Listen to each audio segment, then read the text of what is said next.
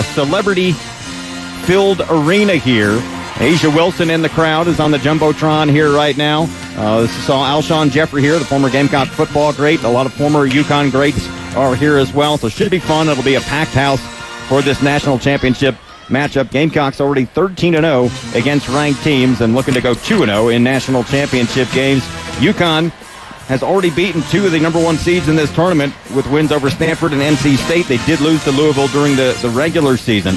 And this, of course, the second meeting between the two schools this year. UConn leads the overall series between the two schools 9-2. Gamecocks won 73-57 back on November 22nd in that tournament in the Bahamas. And Gamecocks rallied from a 13-point deficit to win that game, led by Aaliyah Boston's 22 points and 15 rebounds. Zia Cook had 17 points, and Destiny Henderson was solid, 15 points and 6 steals in that one. Last year, UConn won the regular season meeting in Stores in overtime by 4 points. Aaliyah Boston had a double-double in that one. So it should be a lot of fun. Let's see if the Gamecocks can get their second national championship here. It's going to be a great crowd, and should be very interesting to see what happens here tonight if the Gamecocks can pull off their second national championship and deny Connecticut for the first time in their national championship appearance after going 11-0 in this game. In just a little bit, we're going to speak with the head coach of the Gamecocks, Dawn Staley. We'll also speak with Raylene Ross in a little bit. She's the director of sports leadership and mental performance for the Gamecock Athletics. We'll talk to her about what she does and how she impacts the Gamecocks and get you updated on some other scores for Gamecock sports. We'll do more at halftime, but tough day on the diamond. Gamecock baseball and softball fall on the road today at Missouri in the final games of those series. And so they'll look to get back on track later this week. We'll have more updates on Gamecock athletics later at halftime. Hey, a reminder, Absolute Total Care has a commitment to improving the health of the community one individual at a time through affordable and reliable health care plans. Learn more today at AbsoluteTotalCare.com. Absolute Total Care, proud partner of Gamecock women's basketball. It's South Carolina getting set to take on the Connecticut Huskies for all the marbles in the 2022 NCAA National Championship from the Target Center in Minneapolis, Minnesota. Gamecocks looking for their second ever national championship. Connecticut looking for their 12th national championship and their first since 2016. Gamecocks, as we told you, won it back in 2017. We'll go ahead and take a timeout, and when we come back, we will speak to the head coach of the Gamecocks, Dawn Staley, to get her thoughts on tonight's contest. South Carolina women's basketball is presented by Absolute Total Care, improving the health of our community one individual at a time. And we're back in a moment for more Gamecock basketball from Learfield.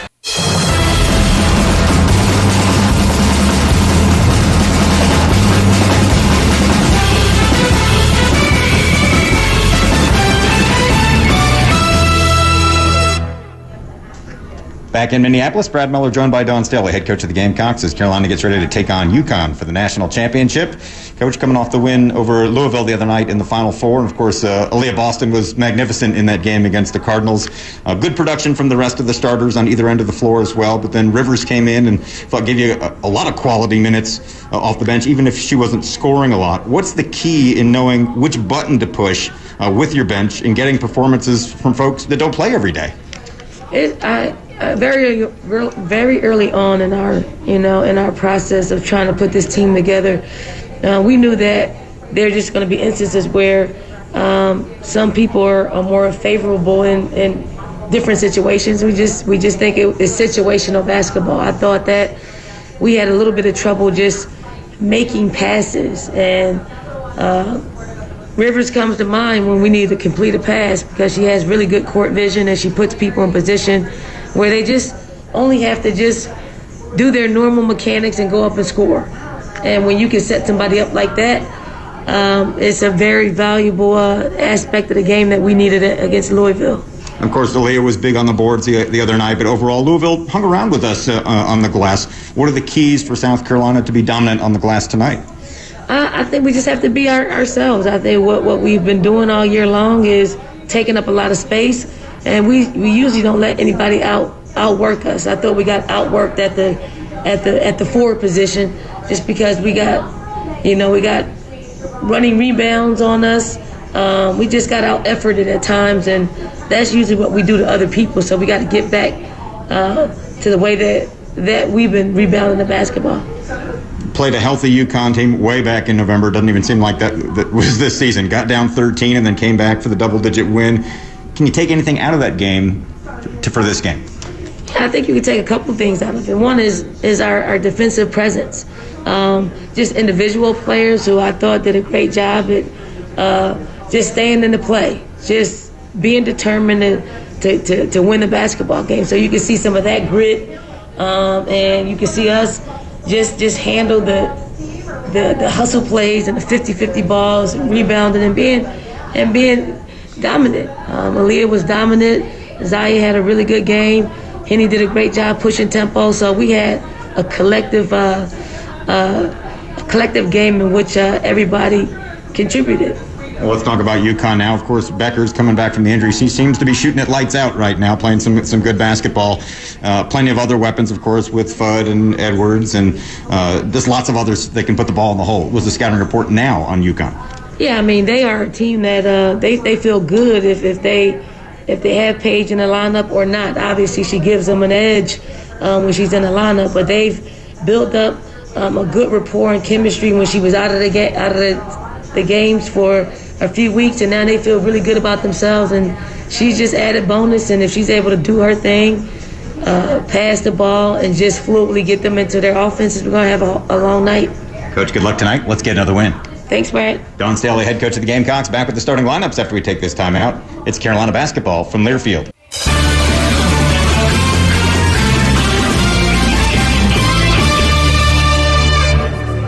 Back in Minneapolis as we get set for basketball, the national championship between the South Carolina Gamecocks and the Connecticut Huskies.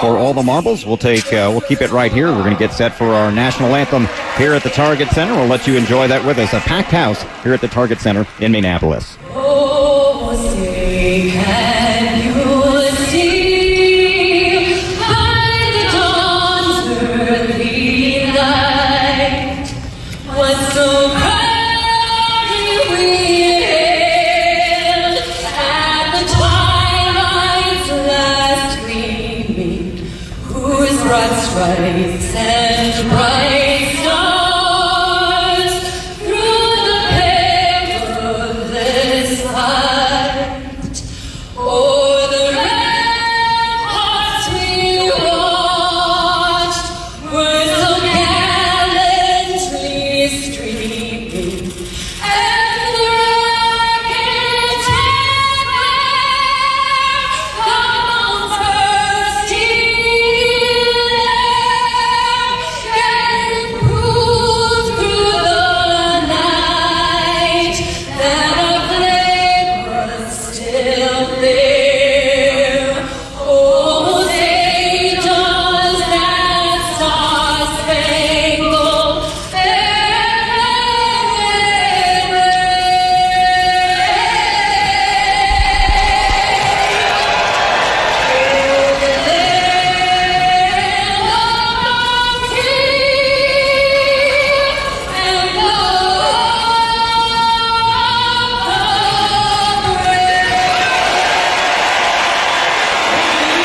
Our national anthem here at the Target Center in Minneapolis as we get set for basketball. The 2022 NCAA Women's Basketball National Championship between the top-ranked South Carolina Gamecocks and the fifth-ranked Connecticut Huskies.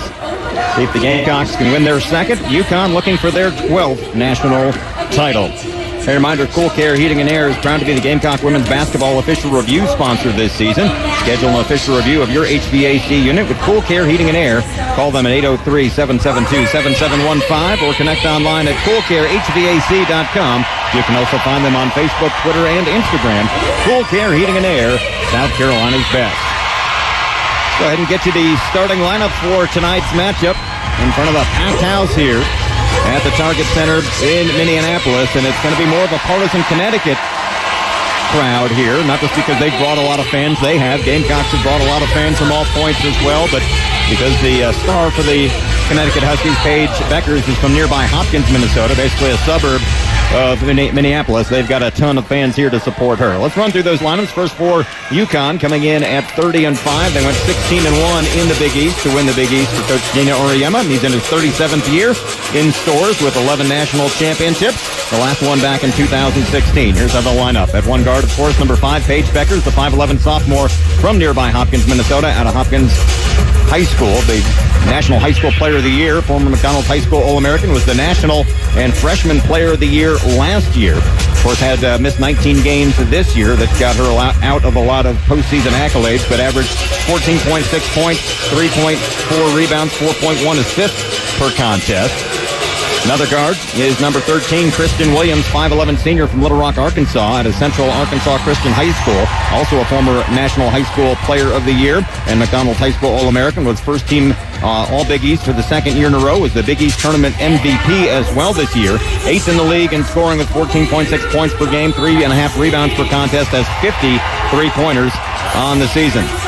Another guard, number 35, AZ Fudd, 5'11 freshman from Arlington, Virginia, out of St. John's College High School. She was the number 1 recruit in the nation coming out of high school this past year. Of course, the McDonald's High School All-American, was named to the Big East All-Freshman team this year, averaging 12.5 points, 2.8 rebounds per contest. A deadly shooter, has 57 3-pointers on the season. At a forward, wearing number 3 is Aaliyah Edwards, 6'3 sophomore from Kingston, Ontario, Canada, out of Crestwood Prep.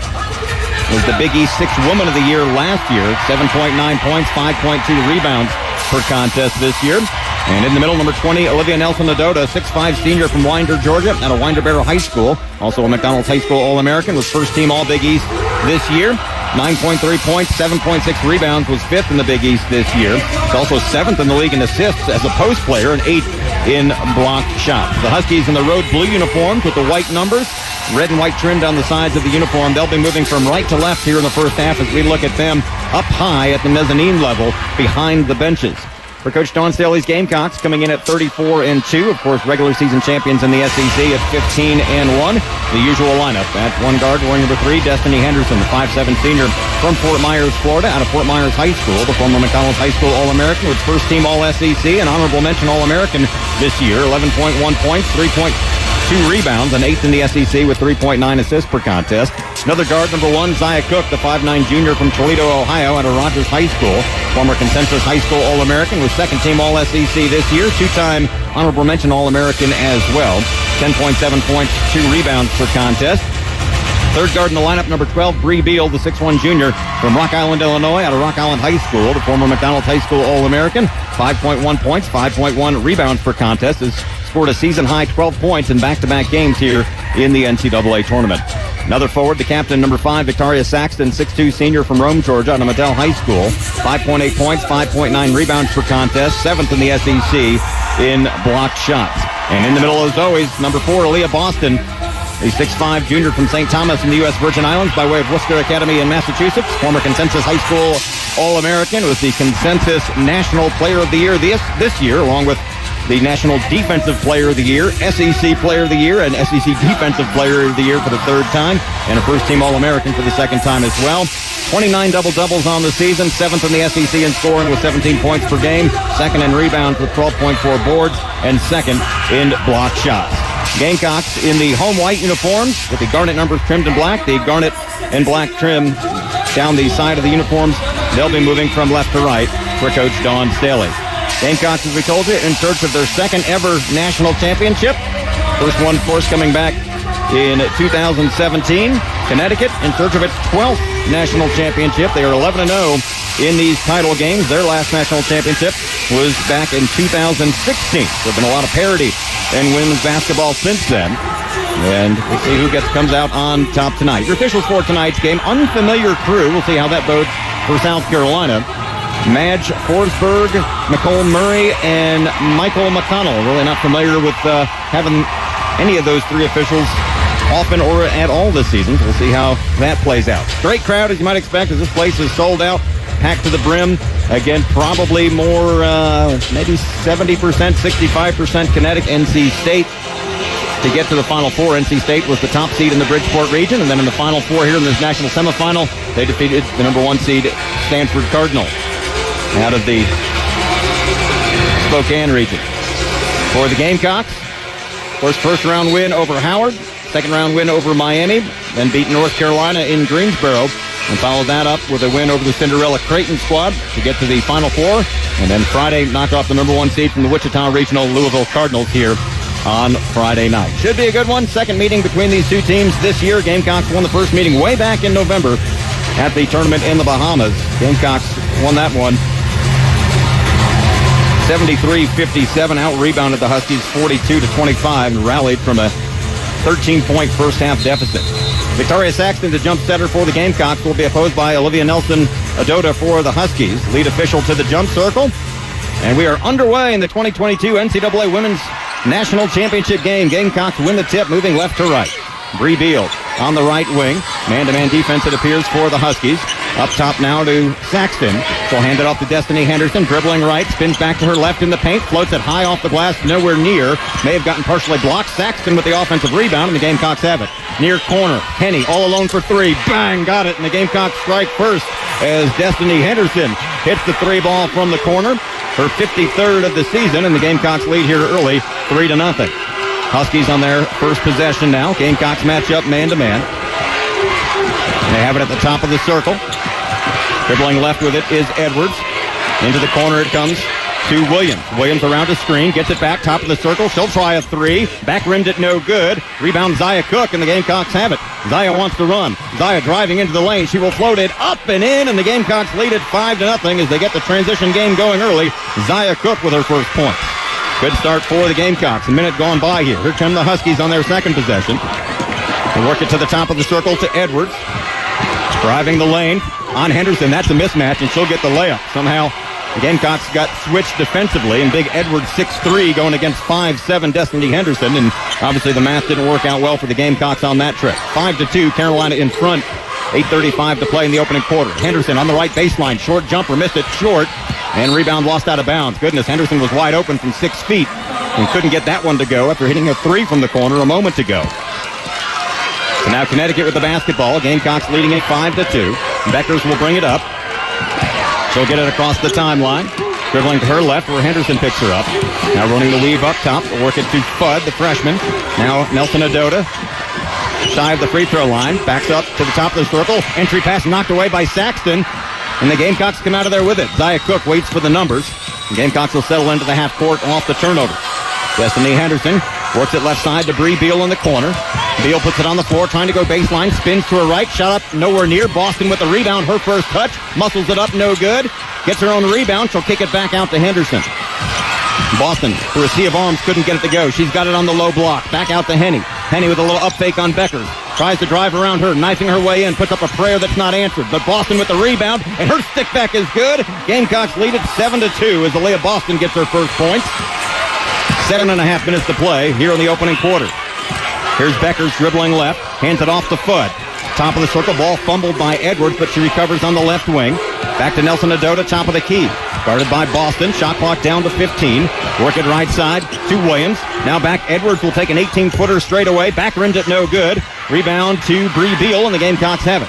7:14 to play in the opening quarter. Beal drives the lane right side on Beckers, puts it up, no good. Fight for the rebound.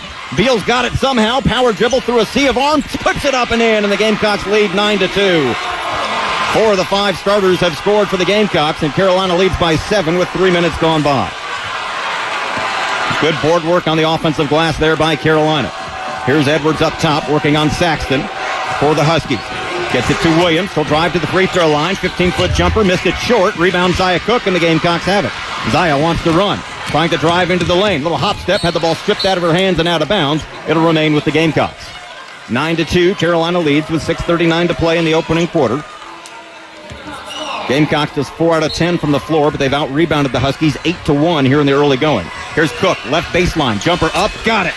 Zaya Cook with her second bucket, and Coach Gino Oriema is going to burn a timeout to stop the bleeding. The Gamecocks have taken a 9-point lead at 11-2 with 6:35 to play in the first quarter. We'll step aside. South Carolina women's basketball is presented by Absolute Total Care, improving the health of our community one individual at a time. And we're back in a moment for more Gamecock basketball by South Carolina. Still a long way to go in this one, obviously. Huskies 1 out of 4 from the floor. The bucket by Edwards. Two Teams meeting for the 12th time. Gamecocks have won 2 of the last 3 meetings, including once earlier this year back in November. The loss came last year in overtime up in Connecticut. Prior to that, the Gamecocks beat the Huskies a couple of seasons ago at Colonial Life Arena. Gamecocks with 5 offensive rebounds here in the early going. On the floor for the Gamecocks, original starting 5, Henderson, Cook, Beal, Saxton, and Boston. Gamecocks in their home whites. It'll be Connecticut ball and the road blues moving right to left and ready to get this thing restarted. Beckers will bring it up. Henderson will meet her at midcourt. Gets it across the Final Four logo. Up top to Nelson Adota. Back to the basket. Now squares up. Boston playing about 4 feet off her. Now comes Eider. Gets it off to AZ Fudd, the fabulous freshman. Works it right side. Whistle away from the ball. And they're going to get a foul in the Gamecocks. First whistle of the game. I'm going to put that on Zaya Cook. I thought that was initially on Bree Beal, but put it on Zaya. It was away from the basketball. Beckers will bring it in, gets it in right side to Nelson Adota. Out on the right wing. She doesn't want to shoot it from there. We'll hand it off to Beckers. Beckers. Boston picks her up on the switch. Back to the top to Edwards. Now back to Beckers. Henderson picks her up on the switch. Dribbling into the lane. Spins to her right. Back to Nelson Adota. She gets her man in the air. Boston picks her up on the switch on the low block. 3 to shoot it. Feeds it inside, and it's stolen by Saxton. Would have been a shot clock violation either way. Good defense there by South Carolina with the switching on defense. 4 minutes gone by. Gamecocks lead it at 11-2 here. Henderson dribbling left wing and with Beckers in front of her. Slowly getting into their offensive set here. Works it left side to Boston. Boston with 13 to shoot it, trying to back in on Nelson Adota. Back up top to Henny. Back to Boston now, halfway down the lane. Spinning to her right in the lane, puts it up and missed it. Rebound Saxton on the other side. She'll go back up top. Ball was tipped by Beckers. Henderson will watch it go out of bounds off of Beckers. So Carolina will retain possession. Shot clock is at 16. 5:29 to play in the quarter. Gamecocks lead at 11-2 here. Gamecocks going in and out with Boston, trying to set her up, create some movement so she can at least get a one-on-one. Henderson dribbling left across the logo. Picked up by Beckers as they match up man-to-man. Gets a screen from Saxton. Doesn't do much with it. Dribbling to her right. Passes to Zaya Cook at the foul line. Her 15-footer is good. And Zaya Cook has 6 points. The Gamecocks lead it 13-2. It's an 8-0 run by the Gamecocks. 5:08 to play in the opening quarter. Here come the Huskies. Fudd up top. Passes left to Edwards. On the left wing, Saxton playing 5 feet off her. Nelson Adota shy of the free throw line, dribbling to her right. Shot clock halfway down. Now to Beckers, whistle away from the ball. Traveling called. Gamecocks will have it on the turnover. And that'll send us to a timeout with 4:55 to play in the first quarter. South Carolina leading UConn 13-2. We'll step aside as well. South Carolina women's basketball is presented by Absolute Total Care, improving the health of our community one individual at a time. We're back in a moment for more Gamecock basketball from Learfield.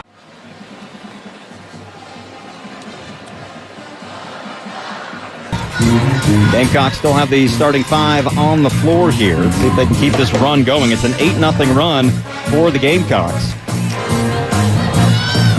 It'll be Carolina ball. We'll have to bring it in the backcourt along the far sideline, and we'll see some pressure in the backcourt this trip by the Huskies.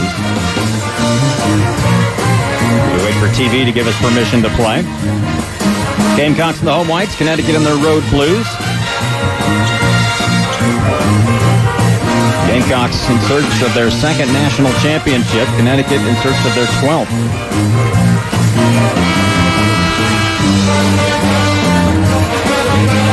Boston will look to trigger it in along the far sideline.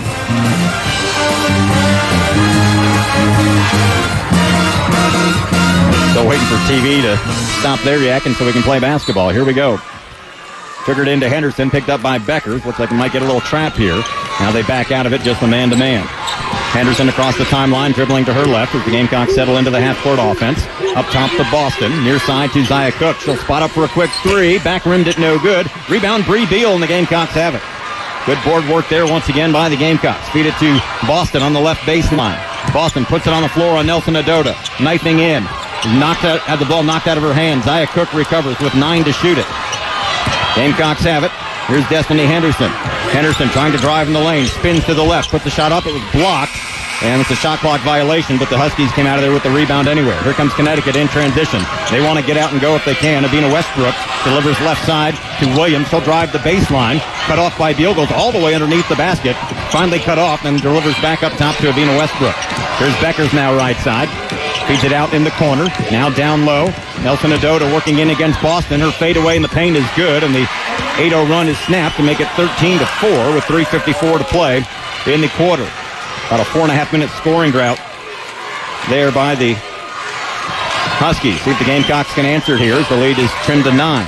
Boston feeds it up top to Bree Beal. Boston is posted up high. Beal dribbling right. Get it down low to Saxton. Saxton through a double team. Puts it up and in for her first points, and the Gamecocks lead 15-4.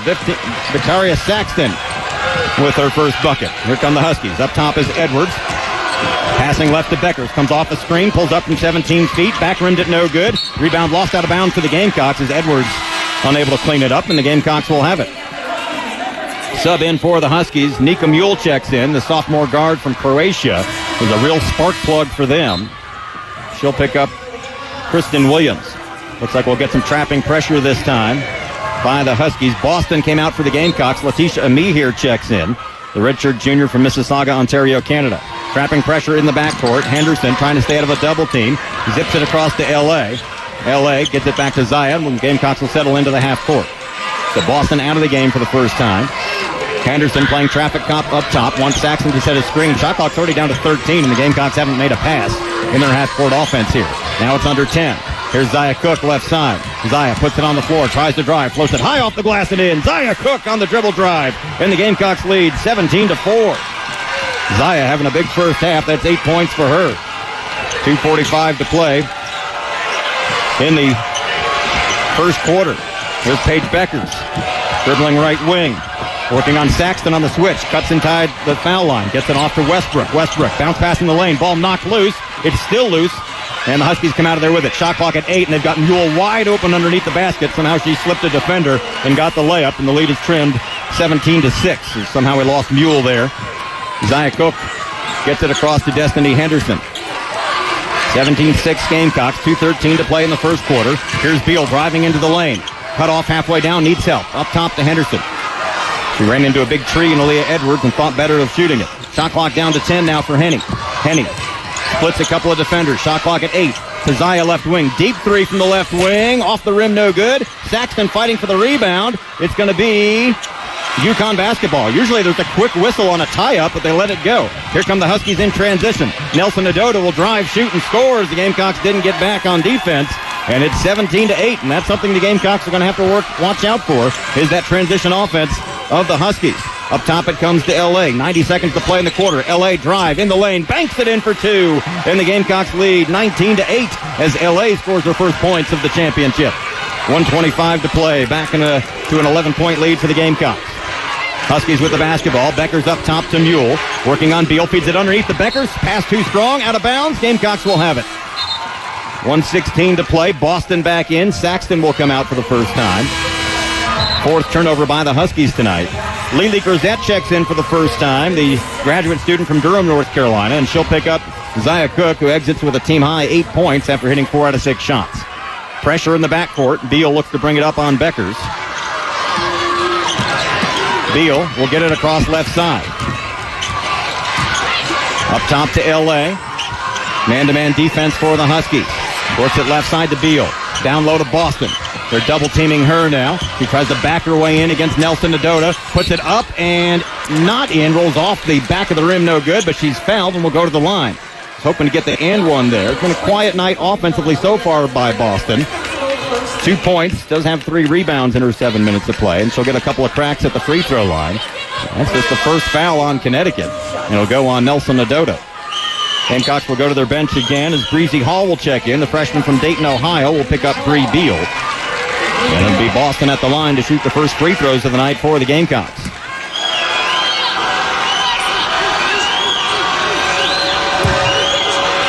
Boston's first free throw rolls off no good. Boston usually normally very good at the free throw line. It's 78%, but misses her first opportunity there. One more time for Boston. Second free throw is good, and it's 20-8 as Boston hits 1 out of 2. Gamecocks trying to trap in the backcourt. Mule wriggles through a couple of defenders, gets it to Beckers, and she'll get it across. 49 seconds to play in the quarter. Gamecocks lead by 12. Wide open is Westbrook left wing. Her three-pointer won't go down. And a foul over the back on Nelson Adota. That's 2 on her and 2 on the Huskies. It'll be Carolina ball. The Connecticut fans don't like it, but that was an easy call as Nelson Adota came over the back of the Carolina defender. It'll be South Carolina ball as Nelson Adota is going to have to come out and should be picked up by Caroline Ducharme, the 6'2 freshman from Milton, Massachusetts, who's played well, averaging just under 10 points per game, a former McDonald's High School All-American. LA looking to trigger it in. It was knocked out of bounds by Mules. They're putting a lot of pressure right on the ball here. Again, LA to trigger it in. She'll get it into Breezy, the freshman, looking to bring it up and stay out of the trap. She will get it across the logo. Now the Gamecocks will settle into the half court. 33 seconds to play in the first quarter. Gamecocks lead UConn 20-8. Shot clock down to 15 now as Zaya will wait probably till it gets under 10 seconds to start the offense. Mule picks her up in the man-to-man. Up top it comes to Boston. Shot clock at 8. Boston will try to drive. Spins to her right. Floats it up and in. And the Gamecocks lead 22-8. Boston with the bucket.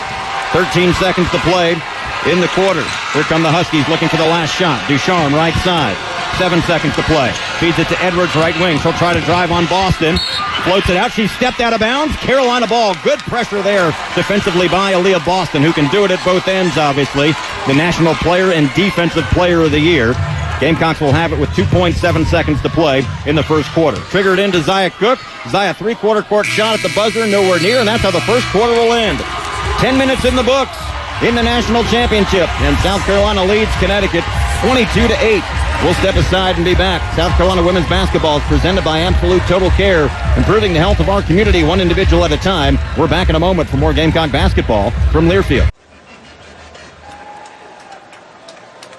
Since 2016. Show you the parity in women's basketball that Connecticut hasn't won it since 2016 and hasn't been a back-to-back champion during any of that stretch. With, of course, South Carolina, Baylor, Stanford in recent years, and Notre Dame winning national championships. Since South Carolina won it in 2017, of course, no NCAA tournament in 2020, where the Gamecocks would have been the #1 overall seed. On the floor to start the second quarter for the Gamecocks in their home whites, it's Destiny Henderson, Breezy Hall, Lily Grisette, Aaliyah Boston, and checking in for the first time, Camila Cardoso, the 6'7 sophomore from Brazil. It'll be Connecticut basketball to start the second quarter, moving right to left in their road blues. Waiting for the extended TV timeout here. This is why you need radio in your life. We want to get to the action quicker. Beckers will trigger it in, or rather Nika Mule will trigger it in across the way at midcourt for Connecticut. Lily Grisette will stand in front of her. Great crowd here, as you might expect, at the national championship. This place is packed. Mule triggers it in to Edwards, right wing, trying to drive on Cardoso. We'll hand it off up top to Westbrook. Westbrook driving left side, cut off the foul line. Interior pass knocked away, but recovered by Ducharme. Trying to drive on Boston, cut off in the corner. Feeds it to Edwards. He'll drive the lane. Ball knocked out of her hands and recovered by Camila Cardoso. Gamecocks have it on the 6th Husky turnover. Good defense there by KC, Camila Cardoso. Gamecocks lead at 22-8. Here's Breezy Hall left wing. A lot of shoving going on inside, but they're not calling it. Boston comes out of the paint. High post to Cardoso.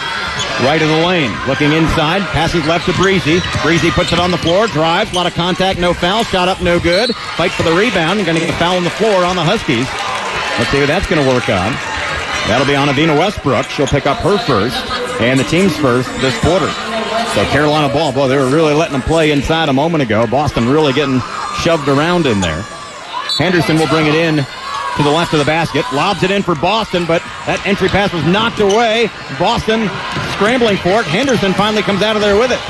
Gamecocks have it. Henderson drives against one of the Giants. Puts the shot up, no good. Lely with the rebound will kick it back out to Breezy Hall. Shot clock down to 6. Don't know if anyone's aware of that. Boston, 3 seconds to shoot it. To Henny left wing for 3. Bang to beat the buzzer. Destiny Henderson beats the buzzer, and the Gamecocks lead 25-8 as Henderson dials long distance for her second 3 ball. Big 3 there to beat the buzzer. Here's Ducharme driving the lane left side on Boston. Cut off on the low block. got away with the travel, delivers up top to Beckers. Beckers working on Henderson, trying to drive into the lane, pulls up from 14 feet and got it for her first points. And that makes it 25-10. The lead is trimmed to 15. Here's Breezy Hall left wing, all by herself, but doesn't pull the trigger on the three. Instead, we'll work it around. Lely passes right to Henny. Henny looking for Boston, but she's gobbled up inside. Shot clock at 15. Get it to Boston on the baseline. Zips it across to Breezy. Breezy, left wing three. Back rimmed it no good. Rebound Cardoso. Stick back good. Camila Cardoso makes it 27-10. Gamecocks in front with 8:04 to play in the second quarter. Here comes Ducharme driving. Kicks it back out to Edwards. 15-foot jumper is good. Nice stroke there by Edwards. Makes it 27-12 with 7:52 to play in the second quarter. Henderson fighting off Newell as she crosses the timeline. Tight man-to-man pressure. Work it left side to Breezy Hall. Gamecocks with a 15-point lead here. High post to Cardoso. Back out to Henny. Near corner. She'll try another three. Bang! Got it again. And it's 30-12. Destiny Henderson, 3 for 3 from distance. And the Gamecocks have opened up an 18-point lead. 7.5 minutes to play in the second quarter. Beckers will drive. Gets the layup to go as the Gamecocks couldn't stop the dribble drive penetration, and the lead cut to 16. Here comes Breezy Hall the other way in transition. Misses the layup, but Boston is there. Stick back won't go. Lely with the rebound. Stick back won't go. Oh, goodness. The Gamecocks just missed 3 shots from 2 feet. Here comes Beckers the other way for the Huskies. Gamecocks lead is 16. Beckers cut off at the foul line. Spins, shoots anyway, and buries it. Back-to-back basket for Beckers. And that gets the Connecticut fans into it as Beckers starting to heat up. Quickly, she has 6 points after nothing in the first quarter. The lead trimmed to 14 at 30-16, and that was a little 4-point swing there as the Gamecocks missed 3 shots in a row from 2 feet of the basket. 6:40 to play in the second quarter. Zip it to Lely right side. Lely spits a couple of defenders. It's going to be tied up by Beckers. Held ball possession favors the Gamecocks, and Lely made a mistake of dribbling right into the teeth of a couple of defenders. Bree Beal, Zia Cook back in. Breezy Hall, Lely Grisette out. Carolina ball with 6:35 to play. A mini 4-0 run here by the Huskies. Edwards out for the Huskies. Kristen Williams back in for them. Gamecocks will bring it in baseline right side. Henderson to do the honors. Got to keep the foot on the gas here. Henny looks to trigger it in. Whistle away from the ball. Going to be a foul on the Huskies, and that's going to go on Avina Westbrook. That's 2 on her. They're really tugging at the jersey of Aaliyah Boston. Second foul on the Huskies this quarter. So now we'll bring it in baseline left side. Again, Henny to do the honors. Gets it underneath to Bree Beal. Going against Ducharme, the big freshman. Puts it up, but they're going to get her for a travel. Basket went, but they're not going to count it. Apparently Beal shuffled the feet. That's the first turnover of the game for the Gamecocks, and it comes with 6:32 to play in the second quarter. The lead is 14. It was 18 just minutes ago. So UConn looking to get on a little bit of a run here. Westbrook across the timeline, comes off the screen to her right, picked up by Cardoso on the switch, and then she dribbled it off her shoe and out of bounds. And the Gamecocks will have it on an unforced turnover. That is 7 by the Huskies here. Gamecocks need to make them pay and turn it into points, get the momentum back, even though Carolina leads it by 14. Henderson will bring it up slowly. South Carolina will settle into the half court. Henderson dribbling to her right. Up top to Boston coming out of the paint. Now left side to Bree Beal. Back up top, Boston. Near side to Zia. Shot clock halfway down. To Cardoso, right elbow. Cardoso needs some help. Gives it up to Henny. Henny drives to the foul line. Pull-up jumper. Back rimmed it no good. Cardoso with the rebound. Stick back good. Camila Cardoso with her second bucket. And the Gamecocks lead 32-16. Here come the Huskies the other way. They lob it in. Wide open is Nelson Adota under the basket, and she'll get the layup as the Gamecocks got crossed up defensively there. You hate to give up an easy one like that as Adota gets her second bucket. It's 32-18 Gamecocks. 5.5 minutes to play in the second quarter. Work it left side to Bree Beal. Beal to Boston on the baseline on the far side. 15 to shoot it. She tries to back her way in. Tries to drive, and they're going to get it for an offensive foul. And boy, what a flop by the Connecticut defender, Olivia Nelson Adota. Gamecock fans don't like it, but that looked like something you see at a Saturday soccer match. She may have had position anyway, but she gave it some extra oomph with the big flop. And it's hard not to make that call. So turnover goes back to the Huskies. First foul on Boston. Gamecocks lead 32-18, but Connecticut with the basketball as we approach the midpoint of the second quarter. Here's Beckers. Wants someone to set a screen for her. Dribbling at the top of the circle to her right. Shot clock down to 15. Drives to the left elbow. Off-balance shot. Somehow she got that to go, and a late whistle. My goodness, he's going to put Beckers at the line. Beckers was falling away to her left, and Bree Beal fell into her, and it's going to be whistled for the foul, unfortunately. First foul on Beal. Sanaya Rivers checks in for the Gamecocks. The freshman from Wilmington, North Carolina, makes her first appearance after playing 20 minutes in the semifinal game. She picks up Henderson. First free throw is good for Beckers, and you hate to see her heat up. She's got 7 points all in this quarter, and it's 32-19. Gamecocks' lead is trimmed after leading by as many as 16. Second free throw, missed it short, and we didn't box out. They got the rebound. Kick it back out to Beckers. Midway through the second quarter, here's Beckers, left wing. Back up top to Edwards. Gives it back to Beckers. Trying to drive. Cut off. Now back up top to Edwards. Shot clock under 10. She'll drive. Shot with the right hand. No good. This time the rebound's going to be taken away by Edwards. All of a sudden the Gamecocks not getting the rebounds they were getting earlier. Beckers steps back into a 16-footer. Missed that one. Rebound Bree Beal, and the Gamecocks have it. And there's a foul underneath on the Huskies.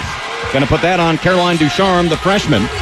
She'll pick up her first foul, and that'll send us to a timeout. 4:40 to play. Carolina in front of Connecticut, 32-19 here in the second quarter. South Carolina women's basketball is presented by Absolute Total Care, improving the health of our community one individual at a time. We're back in a moment for more Gamecock basketball from Learfield. From the floor in the first quarter, they have certainly heated things up. 5 of their last 7. They are led by Paige Beckers with 7 points. All those points coming in the second quarter. She's hit 3 out of 5 shots. And Cox going to have to try to slow her down. Gamecocks break the huddle in front of their bench down below us. And taking the floor, it's Zaya Cook, Sanaya Rivers, Bree Beal, Letitia Amy here, and Camilla Cardoso. It'll be South Carolina ball. They'll have to go the length of the floor, facing some pressure in the backcourt by the Huskies. Rivers, the freshman, will bring it up, and we're underway. Rivers across the timeline. Dribbling to her right to the wing. Up top to L.A. Dangerous pass there. Working around left side. Almost threw it away. Zaya's got it. The top of the circle. Pulls up from 15 straight away. Left it short. Cardoso with the rebound. Needs some help. Gets it out to L.A. left side. Bounce pass to Beal on the left baseline. Tough defense here by the Huskies. Beal dribbles into a double team. Has a shot blocked as she goes up by Edwards. And Edwards pulls down the rebound. Gamecocks really struggling to get good shots off here as UConn has turned it up a notch defensively. Huskies with the basketball. Gamecocks lead 32-19. Here's Ducharme right side. On the give and go, she will drive and get a layup. And the Gamecocks defense, not what it was in the first quarter. All of a sudden the lead is trimmed 32-21. A mini 5-0 run here by the Huskies. Feed it down low to Cardoso coming out of the paint right side. Needs some help. She's double teamed. She turns it over. Just held it idly way too long. Got to do something with it. Either shoot it, drive it, or get rid of it. Here's Beckers for 3, top of the arc, and she airballed it. It'll be Carolina ball. Gamecocks lead is cut to 11. It was 16. 3:35 to play in the second quarter, but right now the Huskies have kicked it up a notch on both ends of the floor, offensively and defensively. Gamecocks need an answer. Cardoso out, Saxton back in for the Gamecocks. Rivers will bring it up. Rivers gets it across the logo. Hands it off to Beal. Beal dribbling to the top of the circle. Now the handoff to Zaya, top of the key. She'll drive the lane right side. Puts it high off the glass, no good. Rebound, lost out of bounds to the Huskies. And again, the Gamecocks really struggling from the floor. Just 1 for their last 8. Gamecocks offense certainly cooled off. Scoring drought of over 2.5 minutes for Carolina. Chance for the Huskies to cut the deficit to single digits here. Gamecocks need a stop. As the script has been flipped here from the first quarter to the second quarter. Beckers across the timeline working on Bree Beal. Top of the circle, now back to her left. Trying to drive. Cut off. Back up top it comes. 3 ball from the left wing. Won't bank in. Rebound Letitia Amy here, and the Gamecocks have it. L.A. will bring it across the timeline. And we'll wait for the numbers. Gets it back to Rivers. We'll settle into the half court. Gamecocks need a bucket. Haven't scored in 3 minutes. Beal, top of the circle. To L.A. L.A. hands it off to Zaya, top of the arc. Shot clock at 12. She'll try a three. Back rim, no good. No white jerseys underneath. Gamecocks were dominating early under the glass. Not so much here. Ducharme wide open for three. Missed it short. Zaya Cook with the rebound. Boy, do the Gamecocks need something good to happen. 1 for their last 9 from the floor and a scoring drought of 3.5 minutes. 2.5 minutes to play in the second quarter. Gamecocks lead at 32-21. Zaya coming off the screen, drives in the lane, needs some help, kicks it back out and threw it away. My goodness. Gamecocks just crumbling right now. Aaliyah Boston will come in, Ami here out, but no flow to the offense. 4 turnovers in the last 5 minutes for the Gamecocks and a scoring drought of 3.5 minutes. 1 for their last 9, and all of a sudden everything that the Gamecocks were doing right, shooting the ball, good defense and rebounding, starting to go the other way. Huskies with the ball, Gamecocks with an 11-point lead. Westbrook dribbling right to the top of the circle, wide open for 3, missed it, and the rebound lost out of bounds to the Huskies. Saxton skied for it, but she arched her back and ended up flinging it out of bounds. Destiny Henderson back in, Zaya Cook out. Gamecocks need a stop. They deliver up top to DeBerry. Now Edwards feeds it underneath to Ducharme, and she'll get the layup, and just like that, the lead is trimmed 32-23. It's a 7-0 run by the Huskies. Under 2 minutes to play in the second quarter. Gamecocks need to get the momentum back. 1 for the last 9 of the Gamecocks. Inside to Saxton, coming out of the paint now, right side. Puts it on the floor with the left hand, bumped but no foul. See if we can get Boston a touch here. Shot clock at 13. Henny on the left wing. Feed it near side to Beal. Beal looking inside, tries to drive the baseline, puts an awkward shot up, no good. Ball lost out of bounds to the Gamecocks with 6 seconds on the shot clock. But the Gamecocks haven't scored in 4 minutes. We're dominating this game early, led 32-16. Now it's 32-23, and can't get anything to go. Now shooting under 40%. There's Rivers in the far corner. Spots up a 3 and airballed it. She's 1 for 31 from three-point range. After that miss, here come the Huskies in transition. The Gamecocks don't get back, and we give up a layup. And Coach Dawn Staley's got to stop the bleeding. She's calling for a timeout, but the officials don't see her.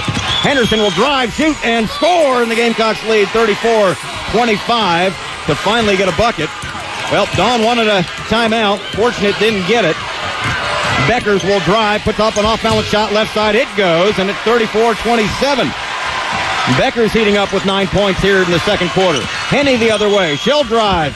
Misses badly on the layup. Rebound to the Huskies with 55 seconds to play, but they throw it out of bounds. And the Gamecocks will have it. But boy, Connecticut with all kinds of momentum now. Gamecocks were shooting 50% at the end of the first quarter, just 38% right now.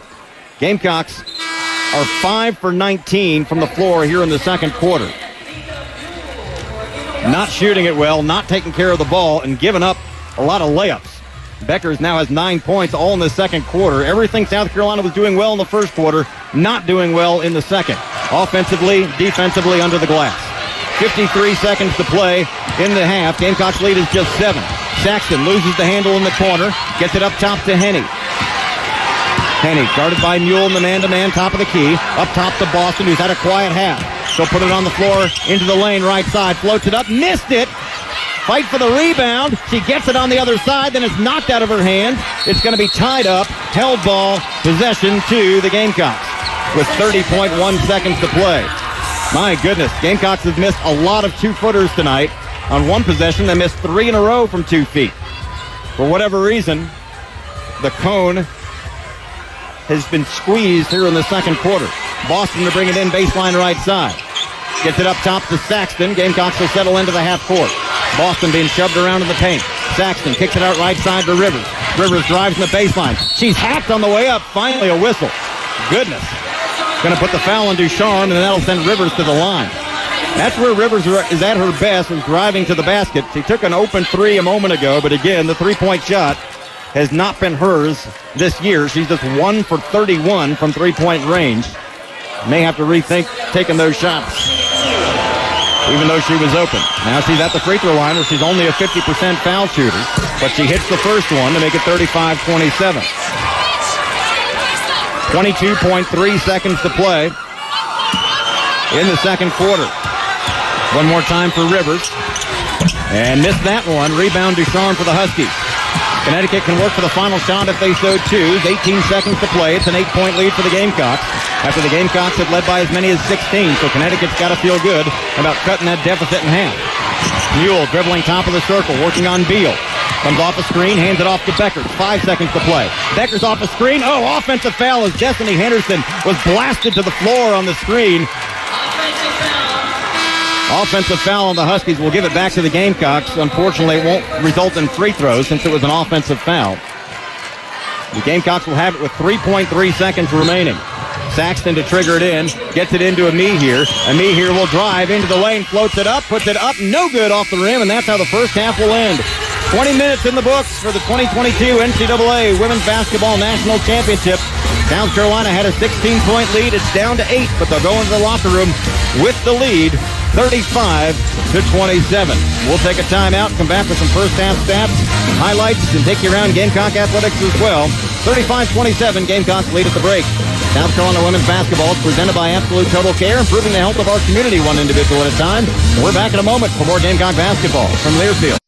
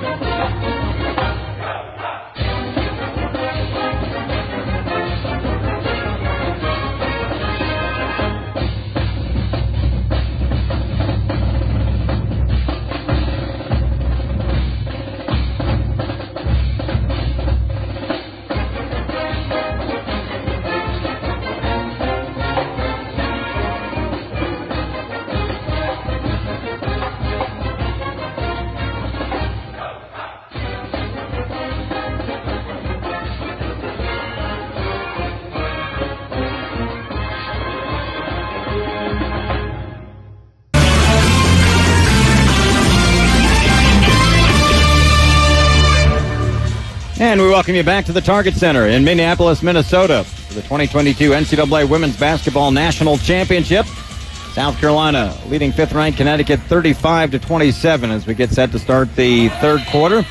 But again, Connecticut with all kinds of momentum after the Gamecocks had an 18-point lead, and now the Huskies have dwindled it down to 8 points after a really troublesome second quarter on both ends of the floor for South Carolina. Let's see if they can find a way to get that rhythm back that they had in the first quarter to help them build that big lead.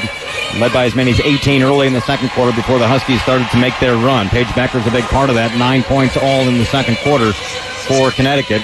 Going to have to pick things up defensively. And also the Gamecocks have gotten hurt in transition. Connecticut done a good job of running the floor here. Gamecocks in their home white uniforms. Connecticut in their road blues.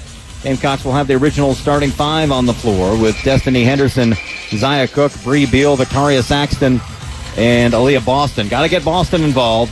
She's just 2 for 6 from the floor. She missed a couple of contested shots, but makeable shots for her. 5 points, 5 rebounds. Obviously, you want to get those high percentage shots inside. And we'll see if the Gamecocks can find a way. They'll swap ends of the floor. It'll be Connecticut ball moving left to right to start the third quarter. And they'll bring it in at midcourt. Fudd will trigger it in. And we're set. 20 minutes of basketball to decide who's the national champion here in 2022. We're underway.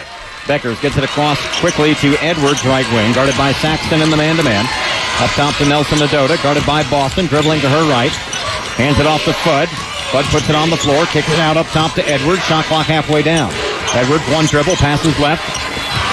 Around a screen comes Williams, drives into the lane, steps back into a 10-footer, missed it. Rebound, Beal saves it from going out of bounds. Oh, she said she was stepping on the baseline out of bounds. Tough break there. Good hustle play by Beal, but apparently her foot was on the baseline. So you give it back to the Huskies. Beckers will bring it in baseline right side for Connecticut. Gets it into Fudd wide open in the corner for three. She missed it. Rebound lost out of bounds. Boy, you don't want to leave Fudd that wide open. A 43% three-point shooter, and she couldn't bury that one from the corner. Her first attempt of the game. Gamecocks have it for the first time here in the second half, leading by 8. Henderson slowly across the timeline. Need a good possession here to try to get some momentum. Henderson dribbling to her right. Drag dribble to the right wing. Back up top to Saxton. Boston fighting for position down low, but can't seem to get free. Shot clock down to 12 for Zaya left wing to Boston on the left baseline. Shot clock under 10, trying to back her way in on Nelson Adota. Muscles her way up and in. That's a good start. Back to a 10-point lead as Leah Boston with 7 points. She'll start the scoring here in the second half with a minute gone by. They left her one-on-one, didn't leave her any help, and a little hook there by Boston. Gets the bucket. Here's Fudd up top for the Huskies. Passes right to Nelson Adota. Guarded by Boston. Shot clock halfway down. They feed it inside. It's knocked out of bounds by Saxton. Good defensive play as they were looking for Aaliyah Edwards on the low block. Beckers will bring it in baseline right side. Watch the give and go here. Delivers up top to Nelson Adota. Now left of the free throw line is Edwards. To Beckers at the free throw line. Shot clock under 10. Guarded by Henderson. Comes off the screen to her left. Back up top, Edwards. 3 seconds to shoot it. Trying to drive. Loses the handle. Ball knocked out of her hands. It'll be a shot clock violation. Good defense there by Victoria Saxton. Knocking that ball loose momentarily from Edwards. Helped create the shot clock violation before she could pull up. Gamecocks have it leading by 10 here. 8.5 minutes to play in the third quarter. Henderson across the timeline, dribbling to her right. Guarded by Williams in the man-to-man. Needs help as she picks up the dribble. Gets it to Boston deep on the right wing. Gives it back to Henderson, cutting across the baseline, and then she lost it out of bounds. One of the Huskies poked it out of her hands, then off the knee of Henderson. And it'll be Connecticut basketball off the turnover. Just the 4th turnover of the game by the Gamecocks today. You hate to give Connecticut any opportunities. 10-point lead. They've got a wet spot somewhere in the middle of the floor. They need to get a rag out there. I'm not sure where the kids are with the broom that they usually have, or the mop, and instead Craig Oates, the South Carolina athletic trainer, will get out there. I'm not sure what spilled out there. There was just a towel sitting in the middle of the floor. Didn't see anyone go down over there. Maybe it's a little spot of blood. It looks like he's got some spray he's going to spray on the floor, so somebody must have had an open cut, and that's what Craig Oates is going to mop up for the folks here. 37-27, Gamecocks in front with 8:15 to play in the third quarter. It'll be Connecticut basketball off the turnover there. Good crowd here for the Gamecock contingent, but a mostly partisan Connecticut cheering crowd. A lot of folks from both schools and fan bases have traveled, but again with Paige Beckers, the Connecticut star, hailing from Hopkins, Minnesota, which is about just a few minutes here, just a few miles from Minneapolis. A lot of folks cheering for the hometown girl. So the Connecticut basketball moving left to right. Gamecocks will settle back into their defense and pick up man-to-man as Beckers will bring it up. Gamecocks lead is 10. Beckers 9 points all in the second quarter. She'll get it across the timeline right side. Henderson picks her up. Passes left to Williams. To Edwards now. Left of the lane. Inside the arc. Hands it off to Fudd. Fudd around the screen. Trying to drive up top to Nelson Adota. Shot clock at 13. Nelson Adota hands it off to Williams. Stop and go dribble working on Beal. Passes left to Edwards. Shot clock at 6. Looking for Beckers. Gets it to her. Beckers dribbling left. Shot clock at 3. Drives inside the lane. Pulls up at the foul line. Left it short. Rebound caroms out to Zaya Cook, and the Gamecocks have it. Zaya leading a 2-on-1. Will take it herself. Shot blocked by Beckers. What a play. Saved from going out of bounds by Henderson, and the Gamecocks have it. But that is a heck of a defensive play there by Beckers to block the shot of Zaya Cook. Gamecocks have it leading by 10. Henderson looking right. Dribbling right. Shot clock at 13. To Beal on the low block. Guarded by Fudd. Gets it to Zaya. She loses the handle. Recovers. Tries to drive. Spins. Shoots. Doesn't score, but she's fouled and will go to the line. First foul on the Huskies this quarter. They'll put that on Kristen Williams. Williams collects her first. Zaya will go to the line. 8 first-half points for Zaya Cook. This her first visit to the free throw line. The junior from Toledo, Ohio.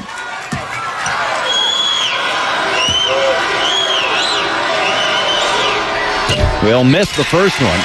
Gamecocks was 2 out of 5 from the line tonight. And you hate to see that in a game of this magnitude. Zaya normally good at 71%. Hits 1 out of 2 here, and it's an 11-point lead at 38-27. 7:17 to play in the third quarter. Huskies with the basketball. Williams across the timeline, picked up by Beal. Passes left to Edwards, guarded by Saxton. Gamecocks staying in the man-to-man. Passes right.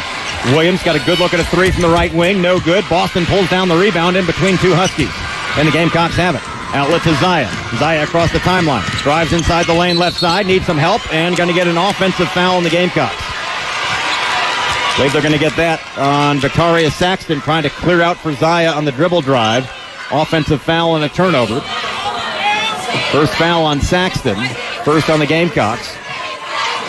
That's a tough call there.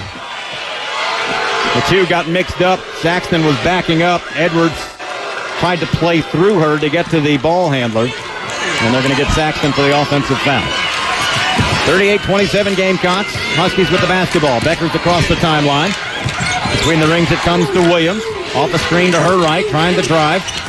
On the right wing. Up top to Edwards. Shot clock at 15. Saxton picks her up. Looking for a cutter. Hands it off to Fudd. Pulls up from 18. It's blocked. Rebound by Boston underneath the basket, and the Gamecocks have it. Outlet to Henderson. Henderson driving into the lane. She'll wait for the numbers. Got to get Boston inside, see if we can get her some more easy looks. Boston, top of the circle. Passes right to Henny. Henny inside to Boston. Fighting through a double team. Missed it, but she's fouled and will go to the line. See if we can get some more points here. Boston with 7.7 rebounds. It's been a struggle for her. She's missed some of her usual makeable shots, even the contested ones.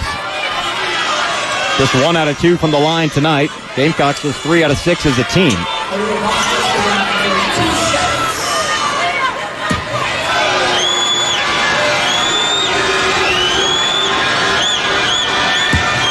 Boston's first free throw is good. Makes it 39-27. She had that huge game in the semifinal Friday night against Louisville. 23 points and 18 rebounds for her 29th double-double of the year. Second free throw, missed it short. Saxton tips the rebound to herself, and the Gamecocks have it. Henderson tries to drive the baseline, reverse layup, no good, but she's fouled and will go to the line. And that's 3 fouls on the Huskies here. Got to start making these free throws, however. Gamecocks just 4 out of 7. The good news is they got the offensive board. Give them another opportunity. Nika Mule in for the Huskies, the Croatian native. Will pick up Williams. And it'll be Destiny Henderson at the line for the first time. Leads the Gamecocks with 11 points. Letitia Ami here in. Victoria Saxton out for the Gamecocks. And Henny at the line for a pair. Henny hits the first one to make it 40-27. Henny 11 points in the win over Louisville the other night. Has a dozen here tonight. Second free throw, good. She hits both of them. 14-point lead at 41-27 with 6:13 play in the third quarter. Gamecocks showing some trapping in the backcourt here, but Mule will get it across. Now the ball is tipped, but the Huskies recover. Mule, started by Zaya Cook up top between the rings, dribbling to her right. Passes right to Edwards. Edwards with the knee here, playing about 5 feet off her, not expecting her to shoot from distance. Up top to Fudd. Back to Nelson Adota, top of the arc. Shot clock at 10. Now Beckers drives inside the foul line, kicks it out to Fudd left side. Shot clock at 5. Ball fumbled around, stolen away. Ball knocked loose on the floor. Henderson had it. Now it's going to be stripped loose. Beal saves it, and the Gamecocks have it. Boy, usually they have quick whistles when the ball is tied up. But they're letting them play a little bit here. Gamecocks with the basketball, leading 41-27, 5.5 minutes to play in the third quarter. Destiny Henderson with 12 to shoot it on the left wing. Comes back to her right, off a screen from Boston. Shot clock at 6. To Zaya up top. Zaya will drive in the lane. Floats it up high off the glass and in. Through a sea of arms, and the Gamecocks lead 43-27. Zaya Cook with 11 points. Here's Beckers the other way. Her baseline runner is good as the Gamecocks didn't get back defensively. And she made a nice move to make it 43-29. Midway through the third quarter, 14-point lead for the Gamecocks. You hate to see the Gamecocks give up points that quickly after you work so hard for a bucket. Here's Beal right side. Looking inside, goes up top to Boston. She'll lob it down low for L.A. and lost it out of bounds. Tried to throw it high to L.A., but she couldn't handle the pass. Husky ball when we come back. 4:47 to play in the third quarter. Gamecocks lead Connecticut 43-29. We'll step aside. South Carolina women's basketball is presented by Absolute Total Care, improving the health of our community one individual at a time. And we're back in a moment for more Gamecock basketball from Learfield. Since 2015, for Connecticut, they reached the Final Four for the 14th straight year and their 22nd Final Four overall. This is their 12th time in the national championship game for Connecticut. Second time for the Gamecocks. Asia Wilson in attendance here, the former Gamecock great. You all know who she is. She's here. Alshon Jeffries here, the former Gamecocks football great. Coach Shane Beamer is here, the Gamecocks football coach.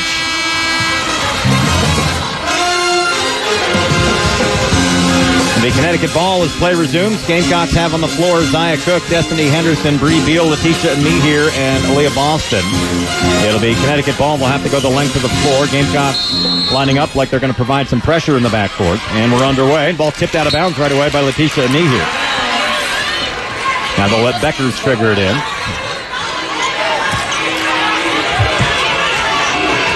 Beckers triggers it into Nelson Adota. On the far sideline to Westbrook. Westbrook playing traffic cop. Has the ball knocked out of her hand. Stolen by Destiny Henderson. They were looking for Nelson Adota.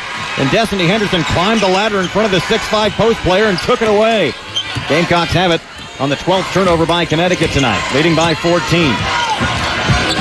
Up top, Zia Cook. Bounce pass to Boston. Outside of the lane, left side. Trying to back her way in against Nelson Adota. Spins to her left, back to her right. Ball stripped out of her hands. Beckers comes out of there with it. Boston thought she got poked in the eye. Here comes Mule in transition for the Huskies. Feeds it up top as they couldn't get a shot into the basket. And the Gamecocks take it, and they give it away as well. Nelson Adota, left side, looking to hand it off. Feeds it inside instead to Westbrook. Turnaround jumper, no good. Rebound Boston, and the Gamecocks have it. Leading by 14, under 4 minutes to play in the third quarter. Henderson across the timeline, lifts that left side, looks to Coach Staley for the play. Henderson hands it off to Zia left wing. She'll dribble back up top around a double screen. Pulls up from 18. Rolls off the rim. No good. Fight for the rebound. It's loose on the floor. And they're going to get a foul in the Gamecocks. Oh, that's a tough foul on Bree Beal. Her second. And the team's second. And the Gamecocks come up empty there. Trying to extend this lead, but haven't been able to do anything with it the last three possessions. Carolina's in front 43-29. 3:40 to play in the third. Beckers playing catch in the backcourt with Westbrook. Gamecocks showing some pressure. Beckers will get it across to Mule along the far sideline. Mule between the rings to Beckers. Started by L.A. Passes right to Edwards. Back up top, Nelson Adota. Now Nika Mule driving into the lane. Spins to her left. Cut off. Got away with the travel. Kicks it back out to Westbrook. Good look at a three. Can't knock it down. Destiny Henderson skies for the rebound. Oh, and a late whistle and a foul on the Gamecocks. My goodness. That's going to be three on Bree Beal, and Dawn Staley is furious. That was a very late whistle. It was well after the shot, well after the rebound. That's three on Bree Beal, the Gamecocks' top defender. Now the Huskies have it. 3:12 to play in the third. Here's Nika Mule, and yeah, she walked with it. Coach Staley was about to come out of her jacket, but they didn't call that. We'll get Breezy Hall into the contest to pick up Bree Beal. The freshman from Dayton, Ohio, will pick up Beal with those three fouls. Carolina ball facing pressure in the backcourt now. Henderson looking to bring it up. Trying to stay out of a trap. Gets it to Zia along the far sideline. Zia can get it across herself. 3 minutes to play in the third. It's a 14-point lead. Gamecocks haven't scored in over 2 minutes. And they throw it away. My goodness. Letitia and me here saw Victoria Saxton get up off the bench to report to the scorer's table, and she thought Saxton was on the floor, and L.A. threw it to her. Just a careless mistake there by L.A., and that's 4 turnovers in the last 2.5 minutes by the Gamecocks, and that was a doozy. Back to Connecticut. Gamecocks lead is 14. We've had plenty of opportunities to pull away, but just can't score. Here's Beckers around a screen to her left. Henderson picks her up. Tries to drive inside the lane. Bounce pass to Edwards, and she'll get a layup. And it's 43-31. The lead down to 12. Gamecocks really need a basket here. Playing catch in the backcourt. Henderson will get it across. Here's Breezy Hall, left corner. Now back to Henny. Got to find a way to get Boston. She's got it up at the top of the circle, but not where we want her. Boston hands it off to Zia. Shot clock at 13. Zia will drive. Kick it out to Breezy. Near corner three. Ball is off the mark. Rebound to Beckers on the other side. And the Gamecocks, I think, getting too happy with those outside shots. They got to get Boston involved somehow. Ducharme splits a couple of defenders. Swatted away by Boston to prevent the layup. It'll remain with the Huskies. Need a stop here. Gamecocks haven't scored in over 3 minutes, and again, not getting Boston touches where she needs to touch it. They feed it left corner to Beckers. Beckers guarded by Hall, gets a screen from Edwards, comes around it to the free throw line, passes right corner to Ducharme, quick trigger on a three, and she buries it, and just like that, the lead to single digits at 43-34. It's a 7-0 run by the Huskies. Gamecocks need an answer. 1:50 to play in the third quarter. Gamecocks built the lead back up to 14. Now it's down to 7. Henny driving in the lane. needs some help. Tazaya, right corner. She's going to try a three. That's nowhere near. Rebound is going to be kicked around, and the Huskies come out of there with it. They've got a 3-on-2 the other way. Nika Mule feeds a wide-open Westbrook for three from the left wing, and she buries it. It's a 10-0 run. The wheels have come off for the Gamecocks. It's 43-37. Gamecocks lead is down to 6, and Coach Skelly's going to finally burn a timeout with 1:18 to play. Crowd on their feet here for the Huskies. 10-0 run by Connecticut. They've seized the momentum after the Gamecocks look to be pulling away once again. We'll step aside as well. South Carolina women's basketball is presented by Absolute Total Care, improving the health of our community one individual at a time. We're back in a moment for more Gamecock basketball from Learfield.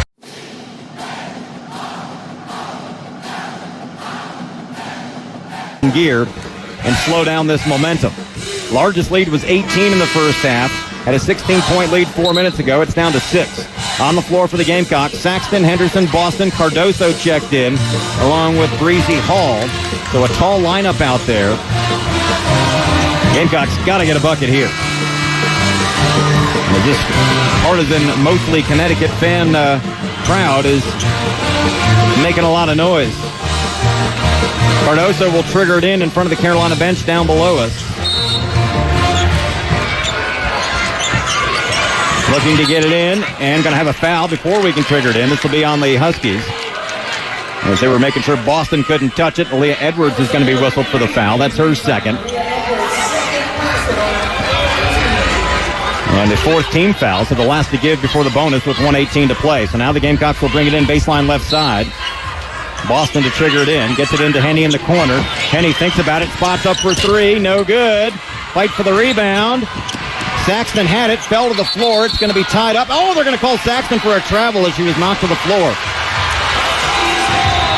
They have been very slow to call the tie-ups here tonight. Normally it's a very quick whistle. And again, I'm not sure why the Gamecocks are settling for so many perimeter shots here and not trying to work the ball to Boston. You've got three bigs in the game right now with Boston and Cardoso and Saxton, and for some reason the Gamecocks are taking perimeter shots. Becker's across the timeline. 6-point lead for the Gamecocks with a minute to play in the third. Up top it comes to Westbrook, guarded by Saxton.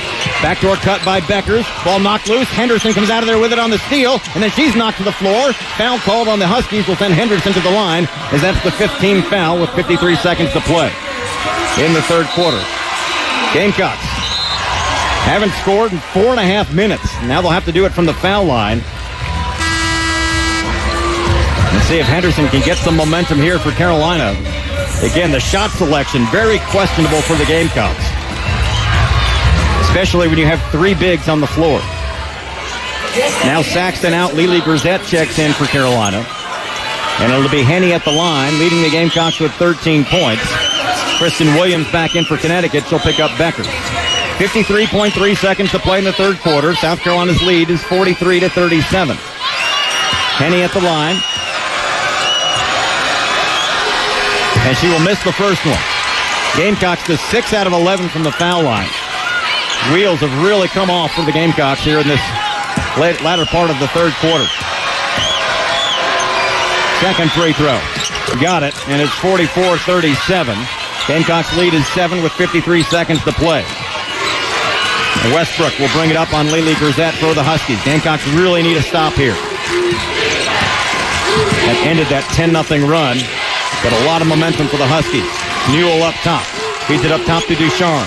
Started by Boston. Now the handoff right side. Westbrook dribbling back to her left. She'll step into an 18-footer. No good. Boston snags the rebound, and the Gamecocks have it. Henderson quickly across the timeline. He'll drive in the lane. Defender backs off, and Henderson lays it up and in. It's 46-37. Henderson took it to the rack, and the defender with an awful flop. Not even near Henderson. Ducharme drives the baseline, goes all the way under the basket. To Mule up top, 12 seconds to play. Left side to Westbrook. Gamecocks lead is 9 with 9 seconds to play in the third. Three-pointer by Westbrook left side. No good. Rebound Breezy. Breezy across the timeline. Half-court shot won't go down, and that's how the third quarter will end. Gamecocks will settle for a 9-point lead as we head to the final frame here in Minneapolis. Gamecocks leading Connecticut 46-37. We'll take a timeout and come back with the final stanza South Carolina women's basketball is presented by Absolute Total Care, improving the health of our community one individual at a time. And we're back in a moment for more Gamecock basketball from Learfield.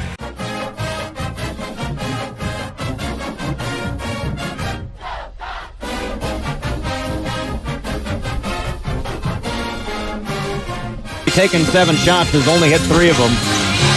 We've got to find a way to get her some opportunities to do what she's done all year. Gamecocks, on some of those perimeter shots have been early in the shot clock, and that's why I question sometimes the selection, even though they were open. That may have been by design, I don't know, but it just seemed like if it was early in the shot clock, you might want to work harder for a higher percentage shot. But what do I know? We'll see what happens. Let's see if the Gamecocks can find a way to seize the momentum here in the fourth quarter. They lead it by 9. Looking for their second ever national championship and first since 2017. Connecticut looking for their 12th championship and first since 2016. Gamecocks in the home whites, Connecticut in the road blues. Gamecocks will start the fourth quarter with Aaliyah Boston, Bree Beal, Destiny Henderson, Breezy Hall, and Camila Cardoso. So different lineup there. It'll be South Carolina ball to start the fourth quarter, moving right to left. Got a couple of bigs in there. Let's see if the Gamecocks can find a way to take advantage. Boston will be the trigger woman at midcourt. And we're underway in the fourth quarter. Henderson will bring it across, guarded by Williams in the man-to-man. Passes right to Beal, gets it back to Henderson. Down low to Boston on the right baseline. Boston back up top to Breezy. Breezy right side to Henny. Shot clock halfway down. Henny dribbles down to the right corner. Boston trying to post up. Henny dribbles into a double team. Work it around up top to Breezy. She'll drive the lane. Going to kick it out to Boston. Oh, they're going to get Breezy for a travel. Not the way you wanted to start, and the turnovers starting to stack up for the Gamecocks. That's a dozen turnovers now. They'd only turned it over, I believe, a couple of times in that first half. But in the second half, not doing the little things. Husky ball. Gamecocks applying pressure in the backcourt. They'll get it into Beckers. Lead is 9, but Connecticut with the basketball. Beckers will get it across, picked up by Henderson. Passes right to Williams. Williams, one dribble, up top. Edwards, straightaway look, 18-footer, knocks it down. And it's 46-39. The lead down to 7 with 9:20 to play in the contest. We were playing a little off her, daring the big girl to shoot it, and she knocked it down. Here's Bree Beal, left wing. Boston trying to get free in the paint, but we can't get it to her. They've got 2 blue jerseys around her now. Beal gets it to Boston on the low block. Spins. 2 players on her. She misses in traffic. Rebound Connecticut. Well, right idea, just couldn't finish. She seemed to fade away a little bit instead of going up strong. Connecticut with the basketball. Just a 7-point lead, however, for the Gamecocks. Here's Williams. Driving right side. Cut off. Back up top. Driving is Nelson Nadota. Cut off by Cardoso. Handed off to Beckers. Beckers will drive. The baseline opens for. Delivers up top to Edwards. She'll drive. Pull up from 12 feet. Missed it short. Boston with the rebound, and the Gamecocks have it. 8:40 to play in the game. Carolina leads 46-39. Gamecocks need a bucket in a big way here. Boston with 10 rebounds to go along with 8 points, but it has been a tough struggle for her tonight on 3 of 8 shooting. 15 to shoot it. Henny will drive into the lane, puts it off the glass and in, over the big girl, and it's 48-39. Destiny Henderson with 18 points. Boy, an ill-advised shot with Edwards at 6'3", guarding Henderson at 5'7", but it worked out. Here's Ducharme, drive, shot blocked at the foul line by Boston. Outlet to Henny. Henny running the floor. One girl to beat, and she will lay it up and in, and the Gamecocks lead 50-39. Destiny Henderson with 20 points. Boston started it with the block. 7:54 to play, and Gino Ariema is going to burn a timeout for the Huskies. The Gamecocks on a little run here. Back to a double-digit lead at 50-39. We'll step aside as well. South Carolina women's basketball is presented by Absolute Total Care, improving the health of our community one individual at a time. We're back in a moment for more Gamecock basketball from Learfield.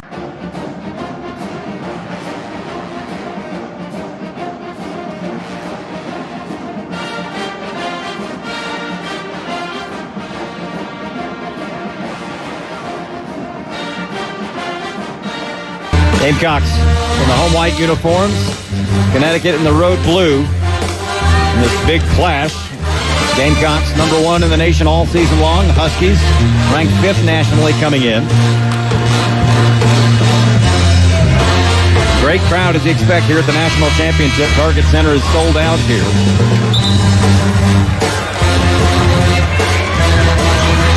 On the floor for the Gamecocks as play resumes. Bree Beal, Destiny Henderson, Zaya Cook, Victoria Saxton, and Aaliyah Boston. Going to be Connecticut ball as play resumes. Edwards will trigger it in for the Huskies in front of their own bench. Down to our right. Gets it in, and we're underway. Between the wings, Westbrook, guarded by Beal in the man-to-man. Gets a screen from Ducharme, goes the other way, dribbling to her right. Zips it across to Beckers in the far corner. Now left wing to Edwards. Edwards hands it back off to Westbrook. Westbrook trying to drive, cut off on the switch. Gets it back to Edwards, shot clock under 10. Now Beckers dribbling right, knifing her way in. Pulls up from 10 feet, back rimmed it no good. Bree Beal, now Boston rips the rebound away, and the Gamecocks have it. Boston ripped it away from Beal. Outlet to Henderson. Gamecocks have it, leading by 11 with 7:24 to play. Run clock, run. Henderson dribbling right, trying to stay out of a double team. But Beckers now foot all over her. Entry pass to Beal, and she's fouled by Edwards. Edwards is going to collect her third foul. Non-shooting. First team foul in Connecticut this quarter, so Carolina will bring it in to the right of the basket. Destiny Henderson to do the honors. Beckers in front of her doing jumping jacks. Gets it into Boston on the right wing. If they clear out for Boston. She's got it on the floor, trying to back her way in. Now the double team comes. Needs help as she picked up the dribble. Up top to Henny. Henny, left side Beal. Open look at a three. In and out, no good. But Saxton with the rebound. Her follow-up shot no good, but she's fouled and will go to the line. Well, Beal not known as a three-point shooter. They left her wide open. She's only 25%, but Saxton in position to get the rebound, and she was fouled on the way up and will go to the line. Gamecocks have not shot free throws well tonight, just 7 out of 12 for 58%. And Saxton has struggled from the line this year at 64%. And she hits the first one to make it 51-39. 6:58 to play in the game. Saxton with 3 points. And the senior hits both free throws. 52-39, Gamecocks in front. A little 6-0 run here by the Gamecocks. Here come the Huskies. Run clock, run. Westbrook across the timeline. Works it left side to Beckers. Henderson on the man-to-man coverage. Back up top to Edwards. Started by Boston. Now Ducharme driving into the paint. Little scoop shot is up, no good, but a foul is going to put her at the line. Boy, that was a weak call. Destiny Henderson called for her first. Must have got a piece of the body going up because it didn't look like she got much of her, but the official a lot closer than I was. Coach Staley, I think, asking a similar question. And Ducharme will be at the free throw line. Second team All-Big East selection and named to the All-Freshman team this year. Misses the first free throw. A 79% free throw shooter is the rookie from Milton, Massachusetts. A McDonald's High School All-American. Second free throw. No good. Missed them both. Boston with the rebound, and the Gamecocks have it. Leading 52-39 with 6:40 to play in the game. Destiny Henderson across the timeline. Gamecocks will settle into the half court. Get it to Boston out of the paint, top of the circle. Got to find a way to get her some more shots. Hands it off to Henny up top. Shot clock at 12. Comes around a screen to her left against the big girl. Pulls up from the baseline. No good. Rebound caroms out the foot, and the Huskies have it. Again, unable to get the ball inside. Here come the Huskies. Westbrook driving the paint. Hands it off. Ducharme wide open, and she'll get a layup. And that'll snap that 6-0 run to make it 52-41. Huskies doing a better job of running the floor tonight.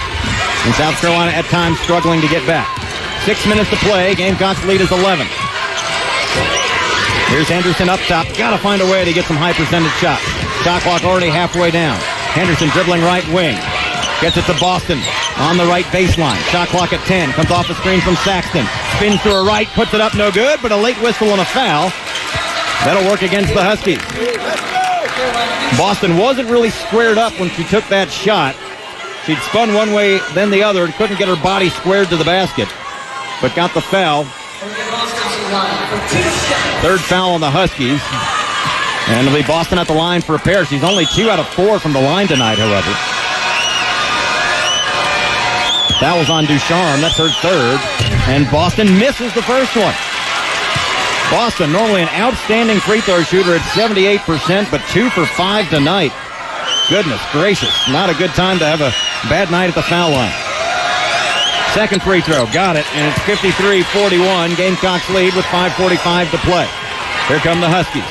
Ducharme across the time. No, just shy of the timeline. Gets it across to Westbrook. Westbrook trying to drive right side. Shot blocked by Boston. Zia Cook comes out of there with it. Great defense there by Aaliyah Boston. Ducharme just dribbled right into the teeth of the Gamecock defense, and it didn't work out so well. Gamecocks have the ball in a 12-point lead. Henderson dribbling left, hands it off to Zia Cook. To the top of the circle is Zia. 12 to shoot it. Henny left wing. Doesn't pull the trigger on the three. Drives the baseline. Kick it out to Beal right wing. She'll try a three. No good. Rebound to Beckers. Not the person we want shooting a three, although she was wide open. Here come the Huskies. Gamecocks lead is 12. They feed it inside. We try to strip the ball away. Held ball. No, they're going to call a foul. Oh, goodness. One official called held ball. The other called a foul. And that'll go back to Connecticut. Goodness gracious. That's a tough break for South Carolina. Foul, I believe, is going to go on Beal, which is 4 on her. Oh, that's a tough break. Non-shooting. They'll bring it in baseline left side.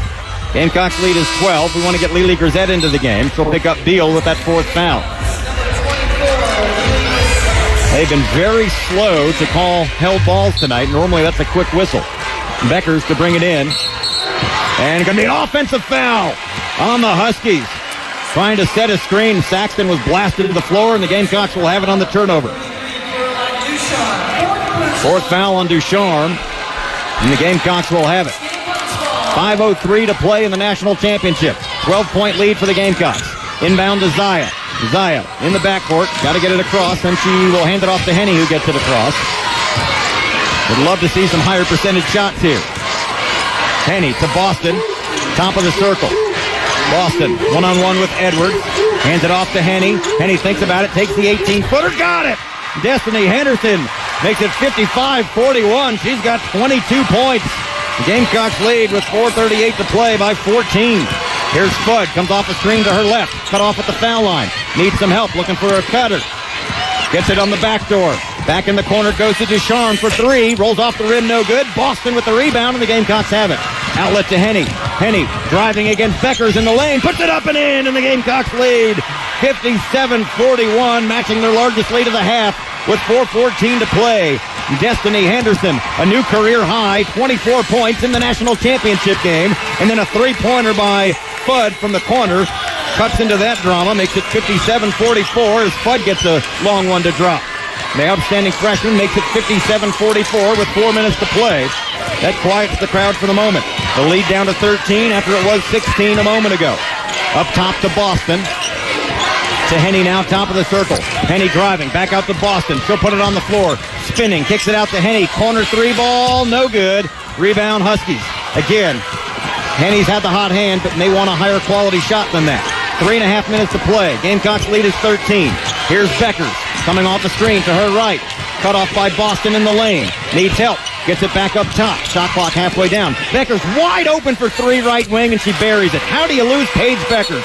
And just like that, the lead down to 10 at 57-47. Back-to-back threes makes it a ball game with 3:18 to play. I don't know how you lose the All-American Paige Beckers and leave her wide open for 3, but she just made this a game again. And a timeout on the floor, so we'll step aside as well. 57-47, Gamecocks lead. Back in a moment. No, wait, we'll keep it right here. It's a 30-second timeout. We'll keep it right here. My goodness. Gamecocks looked like they were on their way. Built a 16-point lead with 4:14 to play. But in less than a minute, back-to-back 3-pointers by the Huskies have made it a 10-point game. Gamecocks have got to find a way. Beckers now with 14 points. And somehow the Gamecocks lost her in transition there on defense and left her wide open. Destiny Henderson, a career-high 24 points. She's had the hot hand, but still hoping Gamecocks can find a way to get some higher quality shots. They have taken a lot of shots from outside early in the shot clock. I'd like to see if the Gamecocks can get it inside more. It has been a struggle. UConn's done a good job of denying entry passes to Boston. He has just 9 points and 14 rebounds, however. It'll be Carolina ball. They'll have to go the length of the floor. Lily Grisette checked in during the timeout, joining Saxton, Cook, Henderson, and Boston. Facing full court pressure here. Henny will trigger it in. They won't guard Henderson. Triggered into Boston, and Boston beats Mule. Will get it across the timeline herself. Trying to stay out of a double team trap. Gives it off to Henderson. Henderson works it right side to Zia. Zaya guarded closely by Williams. Now Boston top of the circle. Boston, Gamecocks working some clock here. Hands it off to Henny. Trying to rip through a couple of defenders, and there's a foul call. Connecticut tried to trap on the ball and tie it up, but Olivia Nelson-Adota is going to be called for the foul instead. That's 3 on her. 5 team fouls will send the Gamecocks to the line. And for the Huskies, maybe a good strategy as the Gamecocks have not hit free throws well tonight. Just 10 out of 16 for 62.5%. 2:59 to play in this one. Henny at the line. Makes the first one, got all kinds of iron, and it fell through the hole. She continues to add to her career high, 25 points here in the national championship game for the senior. Second free throw. Yes, ma'am. And the Gamecocks lead by a dozen. 59-47. Under 3 minutes to play. Gamecocks got to play good defense here. Keep the clock moving. Mule across the timeline, guarded by Beal, who's in there with 4 fouls. Back up top it comes to Williams. Whistle away from the ball. Going to be a foul on the Gamecocks. It'll be the 3rd team foul. I believe they put that one on Boston. That's 2 on her. Do not want to allow the Huskies to get to the free throw line and score with the clock stop. Beckers will bring it in, baseline right side. Gets it in, gets it back in the corner. Good look at a 3, missed it short. Rebound, Karam's out to the Gamecocks and a foul on the Huskies. Saxton was in position and she was blasted from behind. And they'll send the Gamecocks to the free throw line. 2:43 to play. Foul is on Williams. Kristen Williams picks up her 3rd. And we'll send Victoria Saxton to the line, who's got 4 points tonight. The senior has struggled from the line at 64%. Gamecocks want to go to their bench, too. They'll do some offense-defense switching as Laylee Grisette and Breezy Hall check in, along with Letitia Ami here, taking Beal out because of the 4 fouls. Zaya Cook as well, and Destiny Henderson out. So an interesting lineup out there with Ami here, Lily, Breezy, Boston, and Saxton. And Saxton at the line here. She will make the first free throw. It's 60-47. One more time for B, the senior captain. 5 points for her tonight. Missed the second one. Mule with the rebound, and then Saxton tried to tie it up, but they're going to get her for a foul. Are you kidding me? 4th team foul. My goodness. Saxton just stuck a hand in there to tie it up, and they called her for a foul. Looks like a good defensive play, but obviously not. Non-shooting. Gamecocks lead is 13 with 2:41 to play. Gamecocks showing some pressure in the backcourt. Becker's looking to bring it up. Gets it off to Ducharme. She'll get it across. Gamecocks trying to trap her. Got away with a walk. Gets it back to Becker's right wing. Ball knocked out of her hands, and a foul on Saxton, and that's not what you... No, went out of bounds on Saxton. Okay, Saxton poked it free. You don't want to foul here and put them at the line and with an opportunity to score with the clock stop. Ducharme looks to trigger it in. Goes to Becker's left side, guarded by Boston. She'll try to drive. Steps back into a 15-footer. No good. Rebound, Breezy. Oh, and she's fouled hard and goes down. And that'll send the freshman to the free throw line with 2:26 to play. Gamecocks in front 60-47. And Breezy Hall will go to the line looking for her first points in the national championship. The freshman only a 64% foul shooter. But she'll get 2 cracks at it here with 2:26 to play. Breezy Hall, the freshman from Dayton, Ohio, takes a deep breath as she accepts the basketball. First one, no good. Gamecocks 13 out of 21 from the line tonight. Not great. One more time for the freshman. Got that one to go. 61-47 with 2:26 to play. Gamecocks showing some pressure in the backcourt. They get it to Beckers, shy of the timeline. Now Ducharme will bring it across right side. Hands it off to Mule. Up top, Nelson-Adota. Dribbling to her left. Hands it off to Williams. Comes off a screen. 15-footer straight away. Left it short. Rebound, Lely. And the Gamecocks have it. 2:10 to play. Carolina with the basketball and a 14-point lead here in the national championship. Gamecocks will work some clock here. Garnet and Black faithful on their feet.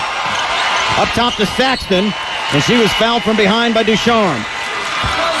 And Ducharme has fouled out of the game. The freshman collects her 5th foul, going for the steal. And she will have to spend the rest of the evening on the bench. And the Gamecocks will be at the line for 2 more to try to extend this 14-point lead. Ducharme exits. Good night for her off the bench. Had 9 points. But she is fouled out. And Aaliyah Edwards back in. There's Saxton at the free throw line. 5 points, 5 rebounds for the senior. Destiny Henderson back in. Joining Lily, Saxton, Boston, and Ami here. First one from V, left it short. Under 2 minutes to play, 1:58. Gamecocks lead is 14. Saxton at the line one more time. Got the second one. 62-47 Gamecocks. Huskies with the basketball, facing pressure. Don't want to foul, though. Across the timeline with it is Williams. Drives into the lane, and she'll get a layup. Makes it 62-49. Trapping pressure in the backcourt. Henderson gets it to Boston in the midcourt. Boston to Henderson, still in the backcourt. Got to get it across. Dangerous pass, and she threw it away. Huskies have it on the turnover. Here comes Mule. 1:38 to play. Gamecocks lead 62-49. Williams works it left side to Beckers. Beckers working on a knee here. Trying to drive left side. Spins back behind the arc. Around a screen to her right. Passes right to Williams. She'll try a 3. Back rimmed it, no good. Adoba goes over the back, gets the rebound. Dishes out to Williams. Her 15-footer no good. Boston had the rebound, and she's fouled. With 1:15 to play. Gamecocks will be at the line again, leading 62-49. Can they finally sew it up at the line here? It'll be Boston at the stripe. She's got 9 points and 14 rebounds. A chance for her 30th double-double of the season, and hopefully wrap this thing up for the Gamecocks. Carolina in search of its second ever national championship. Looking to deny Connecticut its 12th national championship and send Connecticut to its first ever national championship loss. Coming in at 11-0. The last 11 trips to the championship.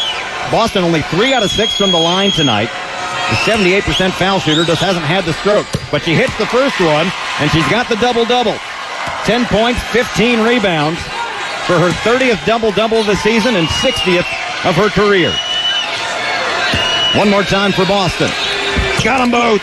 64-49, and the Gamecocks are a minute and 15 away from their second national championship.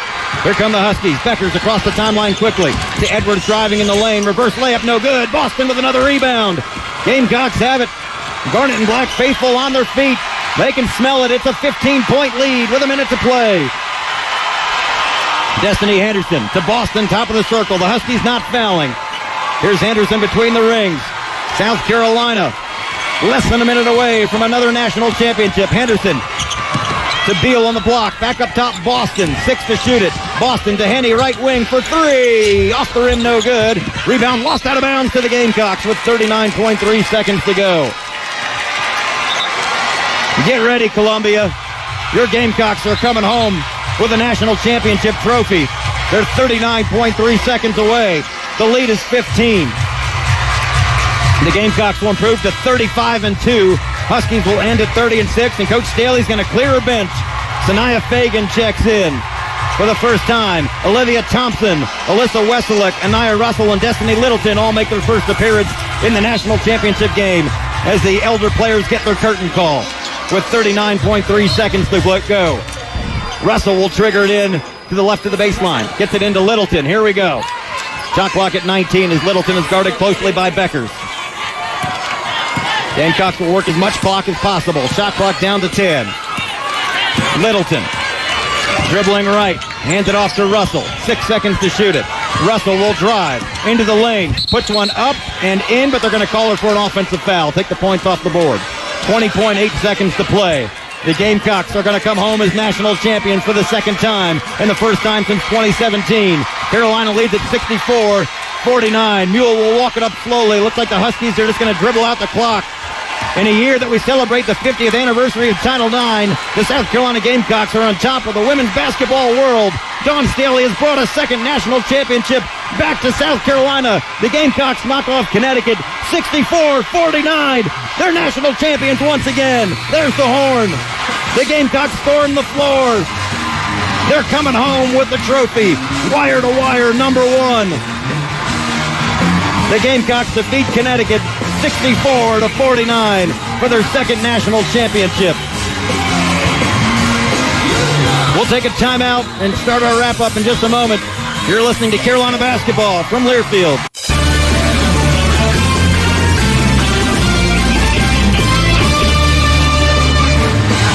The confetti falling in Minneapolis. The South Carolina Gamecocks are national champions for the second time since 2017 as we start the post-game locker room report driven by Jim Hudson Automotive. Carolina defeats Connecticut 64-49. Gamecocks wire-to-wire number one, and they complete it in impressive fashion. They never trailed in the national championship game. Let's run through the final numbers in the contest. We probably won't have a post-game coaches interview since we are way up in the rafters here. But Gamecocks shot just 37% from the floor, 22 out of 60, only 3 out of 16 from three-point range, 65% from the foul line, 17 out of 26. But boy, did they do a number on the board. Gamecocks out-rebounded the Huskies tonight, 49-24, and that's a huge difference. 14 turnovers for the Gamecocks, 15 for Connecticut. Connecticut shot 41% overall, 22 out of 54. They were just 4 out of 16 from the three-point range for 25%. They did not get to the foul line much, 1 out of 4 for 25%. Leading scorers first for Connecticut. Paige Beckers led them with 14 points. 8 points for Aaliyah Edwards. 9 points for Caroline Ducharme before fouling out. Avino Westbrook was 7. 4 points for Olivia Nelson-Adota. 3 for AZ Fudd. 2 apiece for Kristen Williams and Nika Mule to round out their scoring. For the Gamecocks, a career-high 26 points from Destiny Henderson leads the way. She also had 4 assists, 11 points for Aaliyah Boston to go along with 16 rebounds for her 30th double-double of the season. 11 points for Zaya Cook as well. 6 points for Victoria Saxton. 4 points for Camila Cardoso off the bench. 2 apiece for Bree Beal and Letitia Amee here. 1 point for Breezy Hall and Sanaya Rivers to round out South Carolina's scoring as the Gamecocks take home the national championship with the win over Connecticut, 64-49. We'll take another timeout. Come back with our Terminex Best Player of the Game after this. Carolina Basketball from Learfield.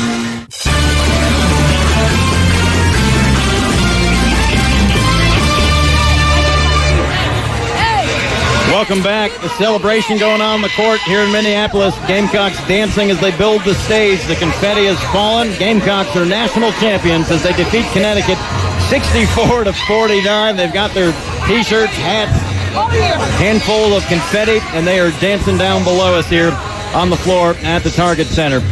We bring you back in the post-game locker room report driven by Jim Hudson Automotive. Time for our Terminex Best Player of the Game, no doubt about it. This time, Destiny Henderson in her final game as a Gamecock. Her senior point guard had a career-high 26 points.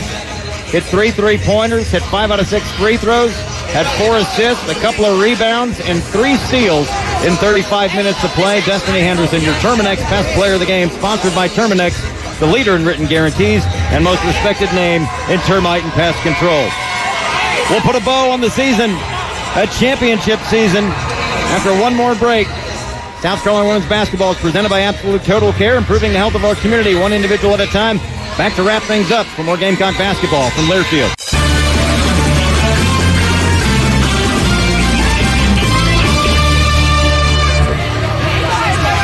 Welcome back one final time to Minneapolis. The South Carolina Gamecocks are national champions. They defeat Connecticut 64-49 here at the Target Center as we put a fantastic bow on the 2021-2022 season. The Gamecocks celebrating on the floor here at the Target Center. A heartfelt thank you to all the fans who came to Colonial Life Arena all season long. Thankful to all the fans listening all season long. Thank you to all the fans who traveled for many away games. Thank you to all the fans who came here. And a special thank you again to all those listening at home or in your car or wherever you are now. Your South Carolina Gamecocks are national champions once again. Dawn Staley has done it as they knock off Connecticut 64-49 to take home their second title. Gamecocks on the floor as they continue to set up the stage. They will receive their national championship trophy and cut down the nets and they will arrive in Columbia sometime tomorrow afternoon. So don't go to the airport tonight. Don't go to the airport tomorrow. There will be an announcement later on Gamecocks Online where you can see the Gamecocks when they come into town tomorrow. If you would like to greet them, if you want to play hooky from work, it'll be sometime tomorrow afternoon. Check GamecocksOnline.com for that. Thank you again for all of our listeners and fans. Gamecocks are winners here tonight. Thank you to our producers all season long, Captain David Adair and Ed Burt. I'm Brad Muller saying good night for the last time this season from the Target Center in Minneapolis. Thanks for listening to Gamecock Basketball from Learfield. Regular season, they finished this season as they started it. #1 national champs, Elle Duncan anchoring a coverage. Take it away, girl. Thank you so much, John and Nicole. There she is, Aaliyah Boston, the first person in the women's basketball history to win Naismith Player of the Year and Defensive Player of the Year. You just heard her talk with Holly about what it looked like, the pain on her face after the heartbreak in the Final Four just a season ago against Stanford, and her redemption song tonight, Tears of Joy, the difference and the agony. South Carolina, national champions for the second time in school history. We had talked so much, Carolyn Peck and Nikki Fargas, about Gino Auriemma and his perfect 11-0 record in the national championship. But you know what? What we didn't know is that UConn tonight was going to have a date with destiny. You like that? I did. Okay. Let's just talk about Destiny Henderson because we're not showing her on the screen right now. But she was an absolute revelation, almost willing this team to a win here tonight. Destiny Henderson, 26 points. She just took over. The one thing that we talked about in the pregame show after they beat Louisville was the guards had to play well in order for South Carolina to win a national championship. We knew they were going to dominate the paint. We knew they were going to dominate the glass, but for Destiny Henderson to step up like she did, that was amazing. It was amazing to see Destiny control the entire tempo of the game. She was under control. She played with great poise, and she was able to not only facilitate for her offensively, but she was also to handle the pressure when UConn was really trying to make their run. You saw that they wanted the ball in her hands every single time because Dawn wanted to run specific play action to get specific players the basketball. And how about Henderson on the defensive end of the floor? Yeah. I mean, Connecticut's success when they were able to make runs was led by Paige Beckers. And Henderson did such a great job when she would get rid of the ball, not letting her get it back. Think about the energy she was extending on the defensive end of the floor and then able to still be as productive and as fierce and as fast as she was offensively. Incredible performance. It's incredible as well because, again, sort of in the build-up to this, and maybe if there was one concern for a team who has dominated, right, in D1 this year, it was the guards and whether they could score, and that was a question. And we had felt maybe a little bit of that pressure had been alleviated over the last couple of rounds where we saw how big they stepped up, not only in Louisville but also in the Elite Eight. But were you expecting to see Destiny Henderson to have that kind of night, to see Zia Cook have that kind of night here on the Sports Night? What I wasn't expecting was for the game to start the way it did and for South Carolina just come out and pound and pound and pound and get offensive rebound after offensive rebound. Usually there's some nerves. The first 5 minutes of a championship game, they did not look like they had nerves at all. It looked to me like they were going to be a team who said, all right, we are going to play this way, impose our will on the game. And Connecticut took a step back from it. I mean, South Carolina came out from the jump and said, this is our championship to win. And we know that look, basketball in general is a game of runs, and specifically, right, this matchup. We saw it back in November, CP. You called that game. You talked about what happened. UConn came out really strong, and then it was South Carolina that started turning them over. They go on that 23-5 run. They end up winning that game in a rout. But it seems as though every single time UConn would make that gap just a little bit closer, every time they'd go on a run, South Carolina had so much poise. They never panicked. The thing about South Carolina is they peaked at the right time. Yeah. When they got to the Sweet 16, they had a great defensive game. Ball wasn't going in the hole. They didn't shoot it extremely well. And I remember Steffi Sorensen interviewed Dawn Staley, and Dawn said, listen, experts, you see my defense, but you question my offense. She said, but in the right time, those shots are going to fall. And from that point on, from the Sweet 16 to the Elite 8 to the semifinals till tonight, Dawn Staley had a vision and knew what her team was capable of, and that they were going to do it at the right time. And one of the reasons I think the fast start was so important, Dawn Staley was able to go to her bench a little bit earlier than she has been. And as a result, they could continue to be relentless because they never had to get tired. Wave after wave of player came in, another big player, another good guard. So for the entire game, they were able to put that pressure on. Defensively, they were able to put that pressure on, attacking the offensive glass because they were fresh and had body after body, All-American after All-American who could come in and contribute. But the pressure was not just in the half court.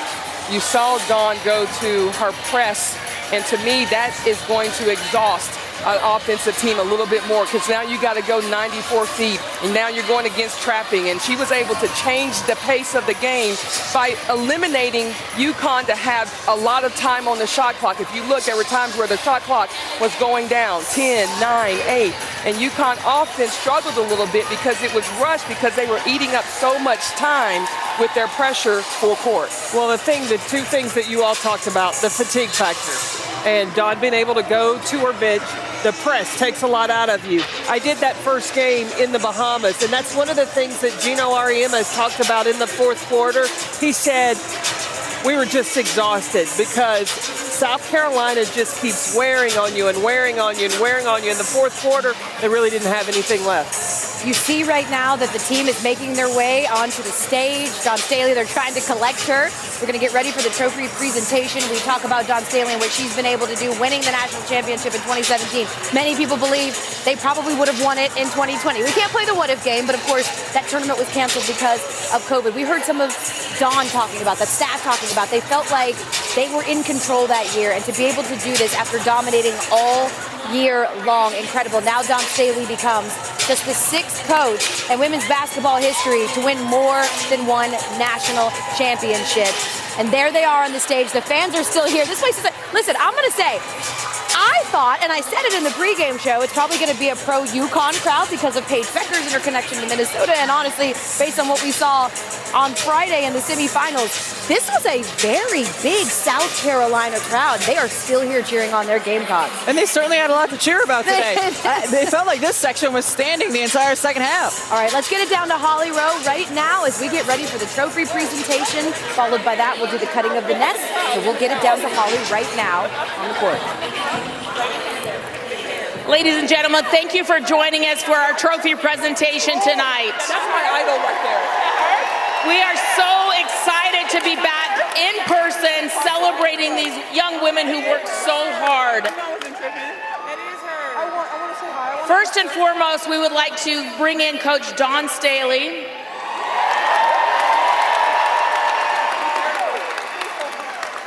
And Coach Staley, this felt like it was a long time coming, but what is delayed is not denied. How did your team find the patience to not quit and finally reach this summit tonight? First, I got to give, I have to give glory to God. Glory to God. I think people don't really understand that our path was divinely ordered. And the order was for us to be national champions on this day. On this day. The fight. Our team had the fight of champions all season long. All season long. And I do have to give a real good shout out to our players who don't get in the game a whole lot. We had 16 players, probably 7 or 8 of them prepared us. They prepared us for UConn. They prepared us for Louisville. They prepared us for Creighton. And they don't get the shine, but I'm gonna give them the shine right now. So thank you all. E-O, Anaya, Lee, who we got? Sanaya, everyone, because I think a lot of times we got the National Player of the Year. We got great talent on our team, and they get overshadowed. So I just want to say thank you all. Thank you all for sharing and accepting roles that aren't favorable. Coach, this was a good game. Several times UConn came back in, pulled within one. How did your team keep extending the lead, and making this so difficult? I mean, UConn is not only a great team, they're a great tradition. They're a part of our women's basketball history that you really can't take that away from them. But again, today, order. It was divinely ordered for us to be champions today. We weren't going to be denied. We were going to play it every possession like it was our last possession. And I know our players are super exhausted, but they were determined to be champions today. Second national championship for Dawn Staley and the South Carolina Gamecocks, and we couldn't have done it tonight without the most outstanding player. She picked up every other award in America this week, so she might as well have this one too. Aaliyah Edwards, your 2022 most outstanding player. Aaliyah Boston, I'm sorry, Aaliyah Boston. I said Aaliyah Boston, I fixed it, come on over. I'll take it, it's all She'll right. take it, you know who I meant, I'm sorry. This has been a difficult challenge for you all year. You have had so many people double, triple teaming you all the time. How have you been able to fight through all that and show the patience that you worked on? I mean, a lot of it just come from my teammates. They're going in positions and helping me be able to see them so I can make the right pass. Your teammates have been there behind you all the way. They worked so hard to try to get you the ball and support you in these moments. How did you support them and lean on them tonight? I mean, I just tried to do everything I can, especially on the defensive end, and just be there. Your parents are here. I know your mom and dad, Al and Cleone, they've sacrificed so much. I see mom right here. Your auntie Jennaire, who helped you and raised you, you got to go live with her. What do you say to your family who has given so much for you to be in, your sister Alexis, to be in this moment? I just want to say thank you guys for all the sacrifices that you've made and for being able to travel to Minnesota to watch me play, because now I'm a national champion.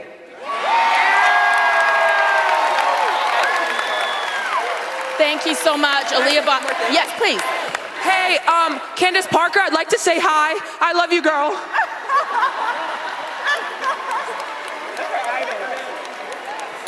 She's giving you the I love you sign. I see her right here.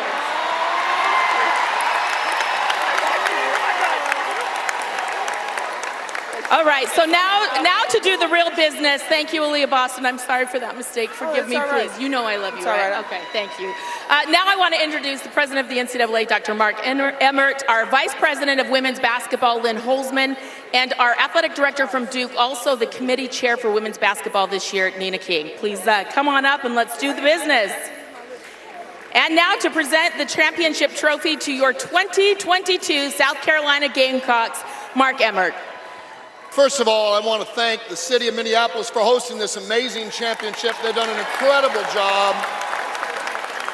All of the fans that have been here, especially these Gamecock fans, what an electric environment.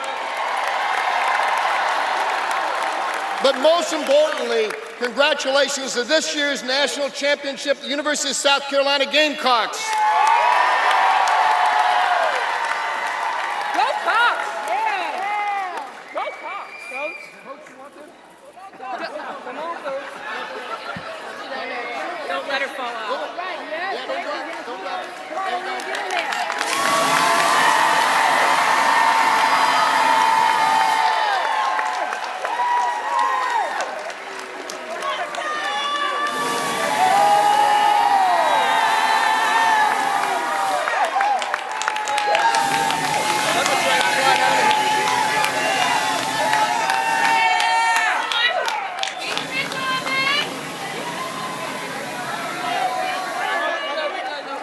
Okay, don't go anywhere because they were so good, we're giving them more trophies.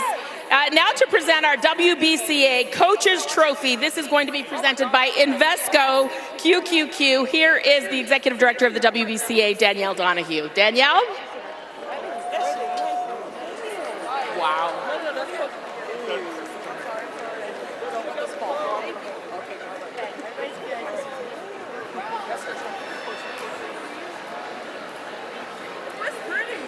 It'd be like a chandelier. Yeah, we're ready. Chandelier. Okay. Like, wow. Please help me in also recognizing Gino Auriemma and the UConn Huskies on a remarkable season.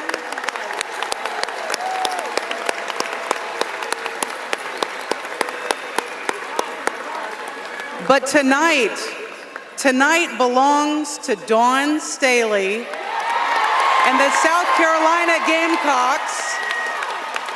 Congratulations on your second national title. And it's my pleasure to award the Invesco QQQ WBCA Coaches Trophy to Coach Dawn Staley and the South Carolina Gamecocks.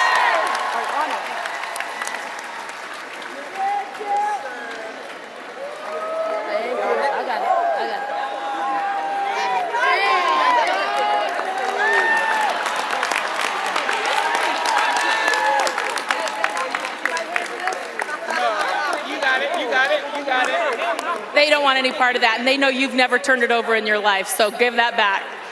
We would like to thank all of the fans who've come out. This was a sold-out crowd, an unbelievable environment. So many of you here.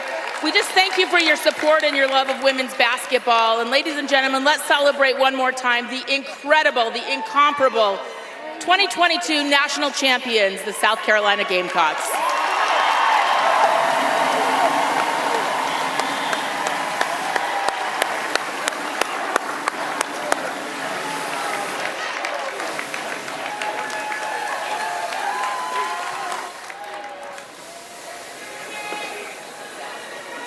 So there it is, the trophy presentation to the national champions.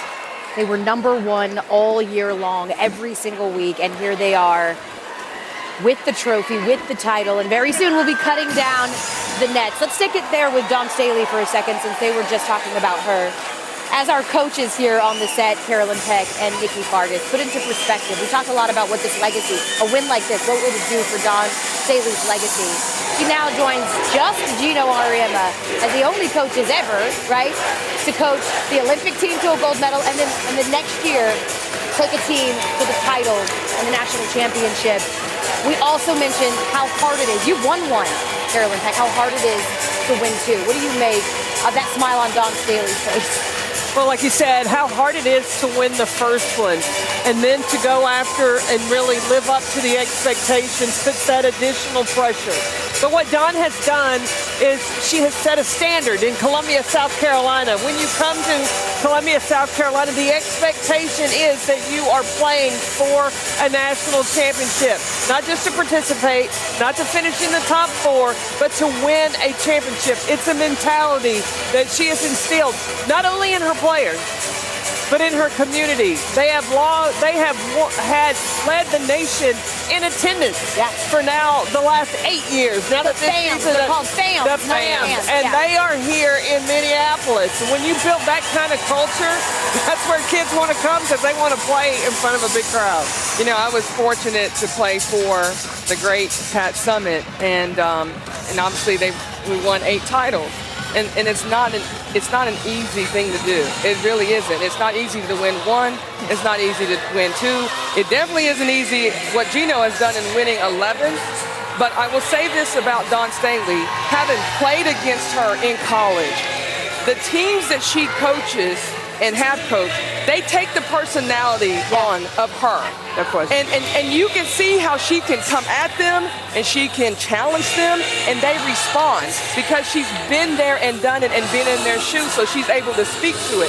So when you're watching her also practice or in practice, she's out there demoing and talking them through what it's going to take to win a title, because physically she was able to win at the elite level. So to have a coach that was a player and a coach that also won an Olympian and played with you, Rebecca, I mean, this is something that's really special for her to do this at this level and this stage of her life. That's exactly what I was going to ask, Rebecca. I mean, you played with her on the national team. How has her personality as a player informed the kind of coach she is? Well, she was feisty.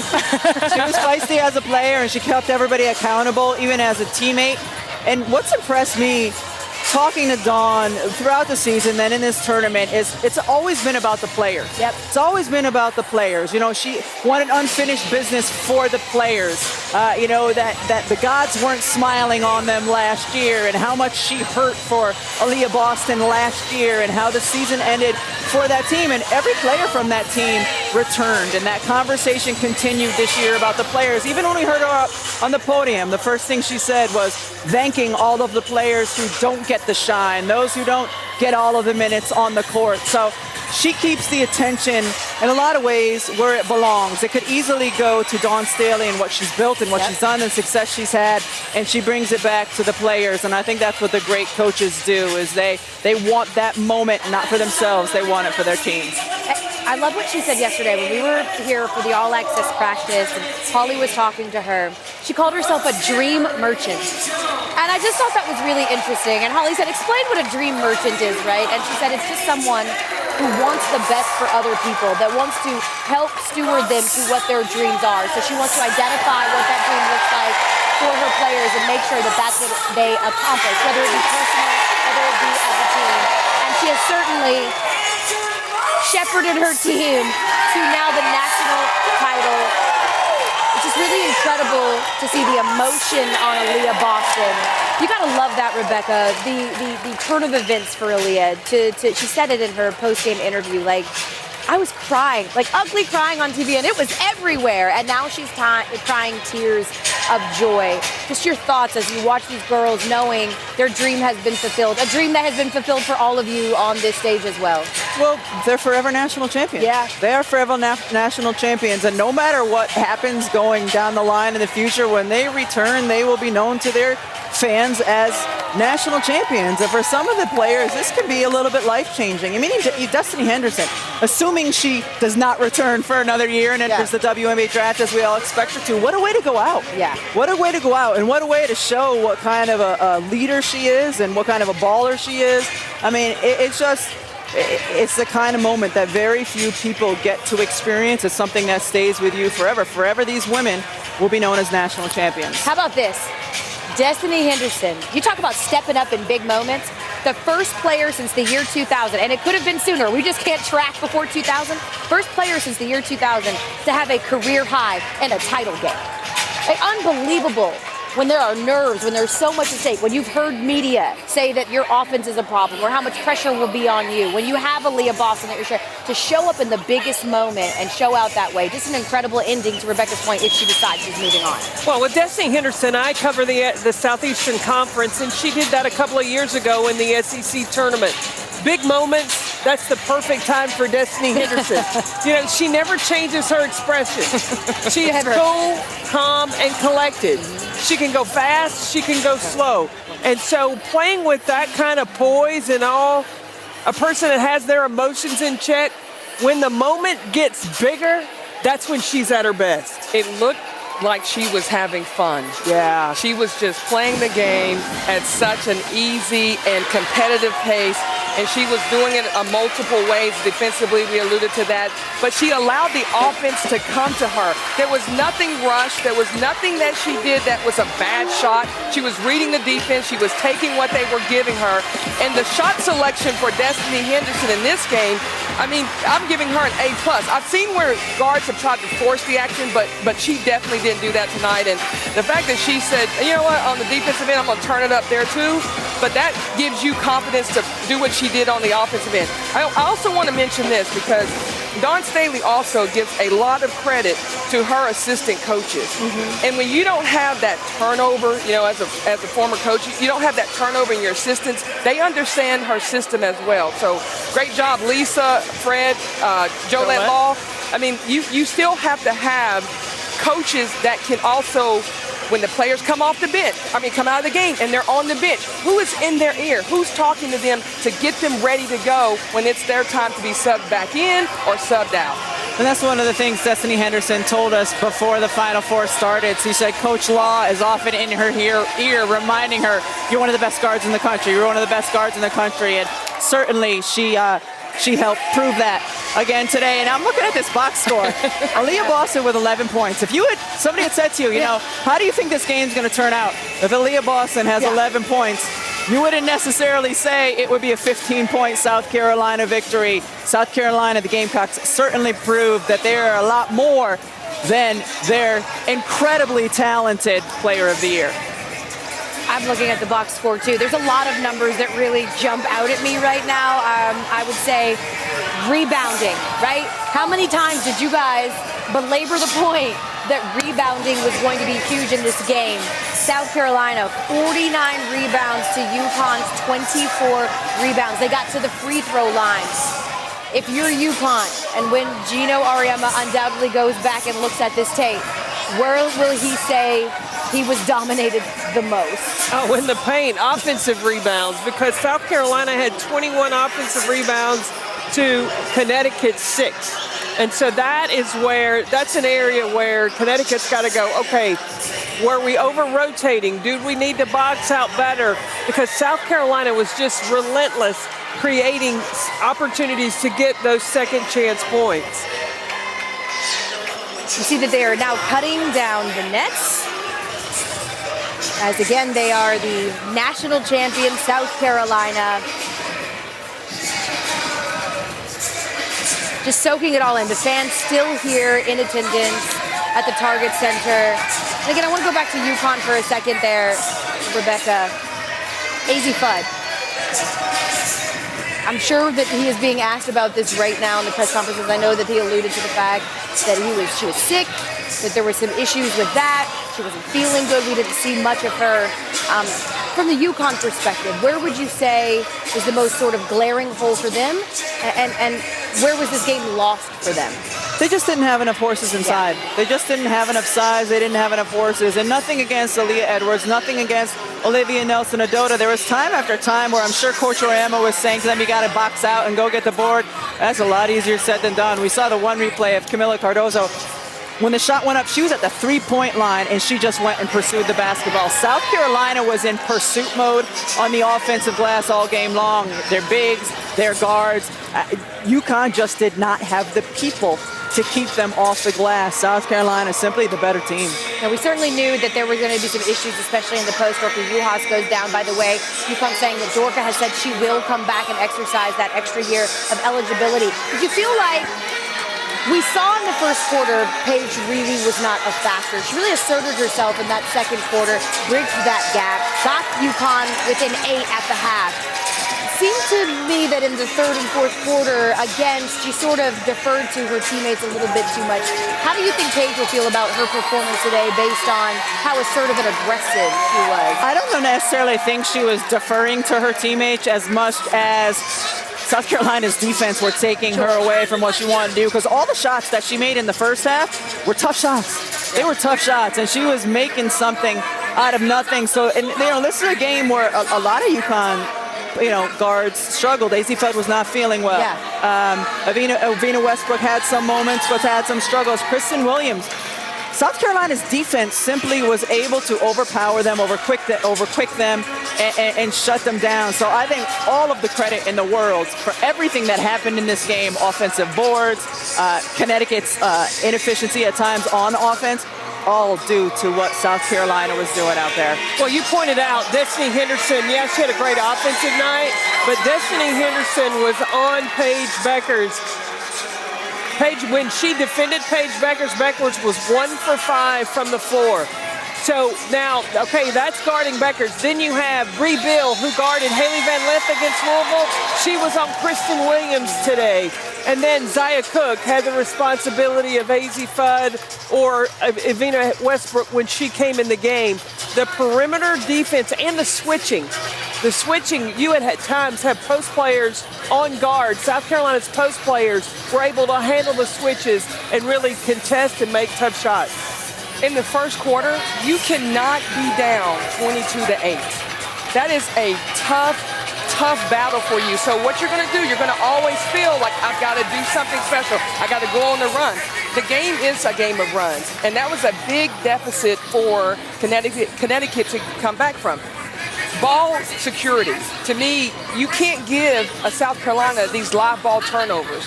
They were in the first quarter, when you look at this first quarter only, the rest of the quarters, okay, it was a little evenly matched as far as taking care of the basketball, doing a much better job rebounding. But in the first quarter, again, you had turnovers that led to scores. You had offensive rebounds that led to scores. You've got to control that. That is something that you, as a basketball player, yes, I'm over here dribbling right now. Yeah, she is. But you as a basketball player, you got to know, I can't just spot a team like South Carolina, those easy possessions. Especially when you have a short bench. Because it takes a lot out of you to come back. And then when you don't have the bodies to go to, makes it that much harder. We also saw Vina Westbrook favoring her ankle even during the game, and when she was walking off, she was limping. Again, we keep looking at this box score, and UConn shot better than South Carolina, right? But it's those second chance opportunities. 22 second chance points for South Carolina to just 5 for UConn. And again, Aaliyah Boston finished the tournament averaging 16.8 points a game and over 15 rebounds per game. First player to do that in the tournament for national champion. An incredible performance. As you see, that South Carolina is cutting down the nets. The championship net is actually brought to you by Werner Ladder. The good news is we're going to be joined on set by some of the key figures from the Don Staley is supposed to join us on set. We expect to talk to Aaliyah Boston. We expect to talk to Destiny Henderson here on the stage as well. Where do we go from here? I mean, you're talking about a dynasty, or at least trying to build one. Don talked about that as well. To be like a Gino Auriemma, to build a dynasty, you have to be consistent. When you look at this South Carolina team, how poised are they to make another run at this? I think they're certainly poised. You would imagine they would be the preseason #1 team. Hey, they're returning Aaliyah Boston as a senior. They're returning Bree Beal, Zia Cook. They've got a great crop of freshmen, the #1 recruiting class in college this season. They will be the favorite entering next year. And now they have the experience of being here and knowing how to win it all. And there's a lot to be said for that as well. One of their top recruits didn't even play this season. Raven Johnson went down with a knee injury, so that they have her coming back as well. They've got top recruits coming in. I mean, that just feeder system of continuing to replace talent with talent. And it's not just talent on the number, like ranking-wise. The women they bring in can play.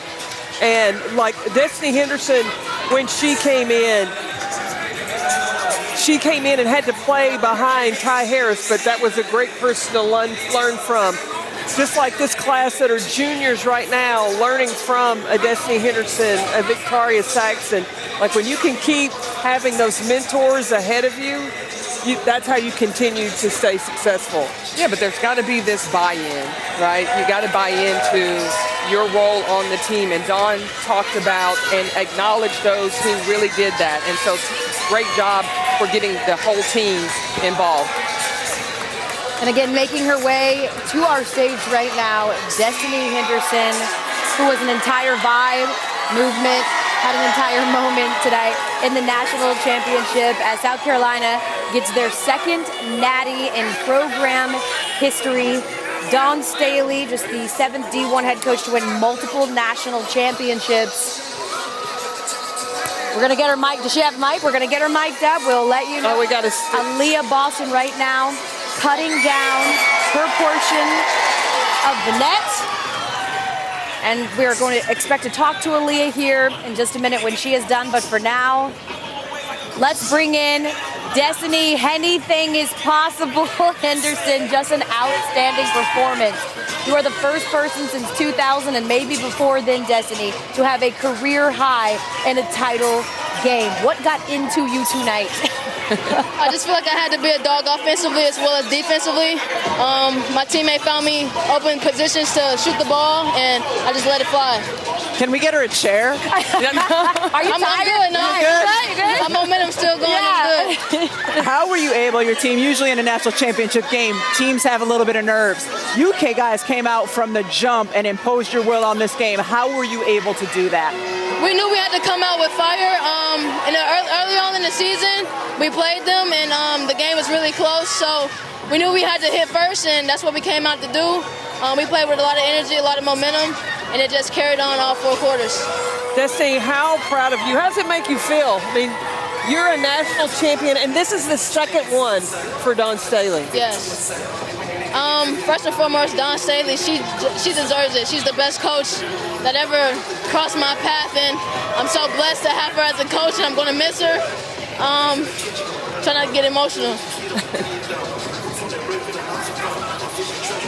But just for us to be in this moment, we've been working hard since day one, and we fell short last year. We knew we had to come out with a bang this year and just get over that hump because we've been there before. So we just had to play with fire and momentum and just trusting each other, and that's what we did.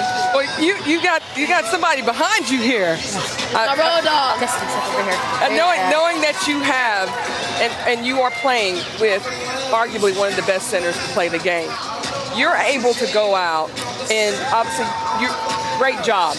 I'm going to talk about her right now. As you should. All right. But when you have a player this dominant in the post game, everybody's like always saying, get a lead of the ball, get a lead of the ball. Talk about when you know it's time for destiny time, when it's time for you to take over. I feel like she's so dominant inside. She drags so much attention inside. So it's hard for teams not to double, and especially off a shooter like me, I'm going to shoot it. And that's what I was doing tonight. Paige Buckets in her hometown shot 1 of 5 when you were defending her. How serious did you take that mission to shut down Paige Beckers tonight? I knew I had a task on my hands. I knew I had to come out offensively as well as defensively. And I knew I was going to get tired, but I had to keep fighting through. Defensively, I just knew I had to use my speed and just to stay with her because I know she liked to shoot. So, and I know a lot of the assists they're looking for too. So I just had to be ready, and even if I got lost, just to stay in the play and use my speed. I have to tell her what I said because she couldn't have heard it, and I was so proud of it. I said, UConn was undefeated in national championships, but unfortunately, they had a date with destiny. Let's go, Destiny.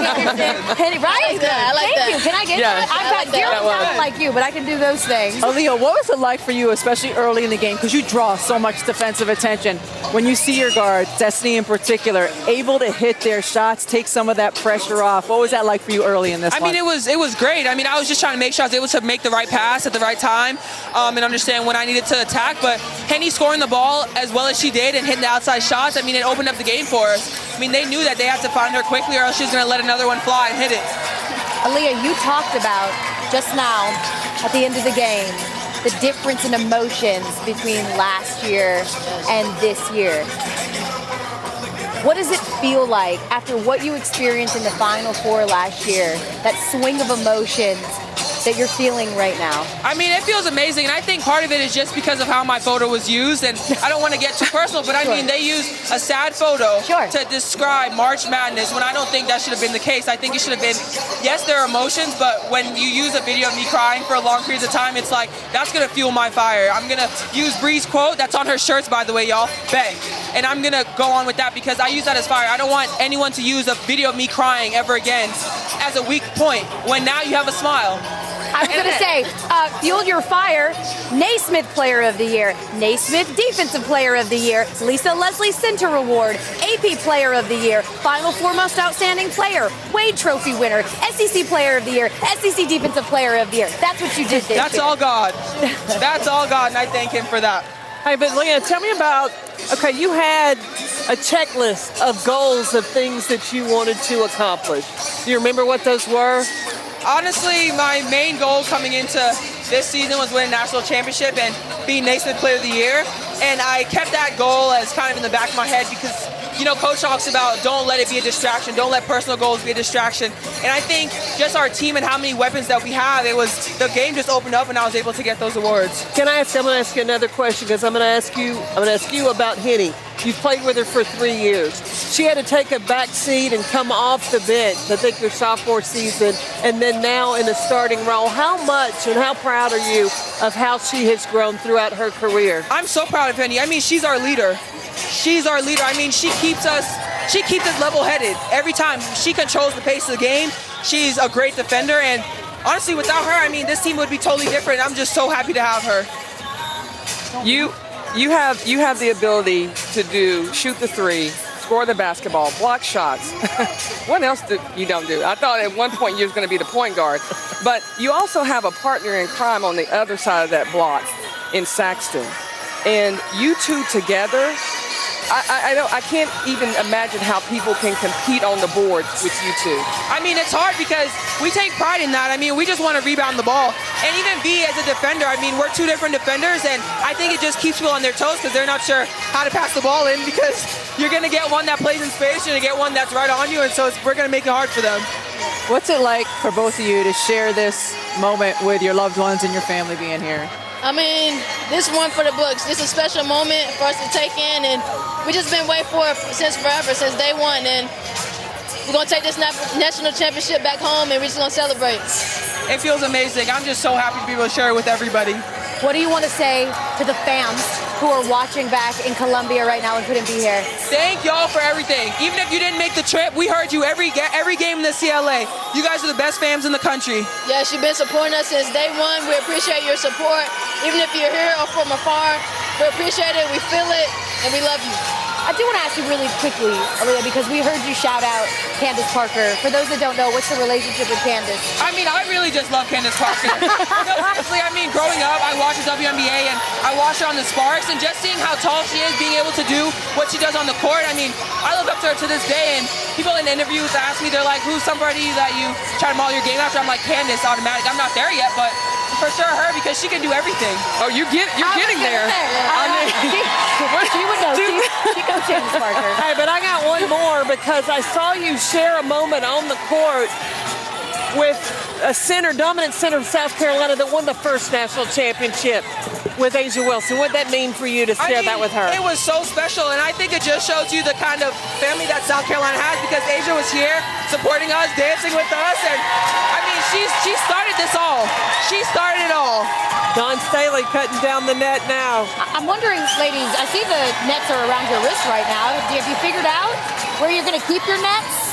It's going to add to the collection on my wall. Oh, the collection. Oh, so we expect more nets, absolutely. Aaliyah. Okay, all right. I love that. We're actually going to talk to your coach in just a little bit. But again, just an incredible performance, an incredible season for you guys. Thank you. And not an easy one because you had a marker on your back. AP number one, wire to wire. It's only happened a handful of times that a team was able to actually win that championship. And for you all to do that, knowing that everyone was coming for you, I think is really indicative of not only your poise, but also your focus. And that's what your coach kept saying. She was like, I have never been around a team this serious. They are about that business. And, well, destiny fulfilled. Okay, I'm done. I'll stop with the puns, Destiny. I'm just saying. Appreciate it. Thank you so much. Go celebrate. Thank you, guys. Congratulations. That's awesome. All right, when we come back from break, we will have Dawn Staley join us right now. She's got so many accolades for her career, and now she becomes the first head coach in tournament history to beat Gino Auriemma in a national championship. South Carolina, your national champs.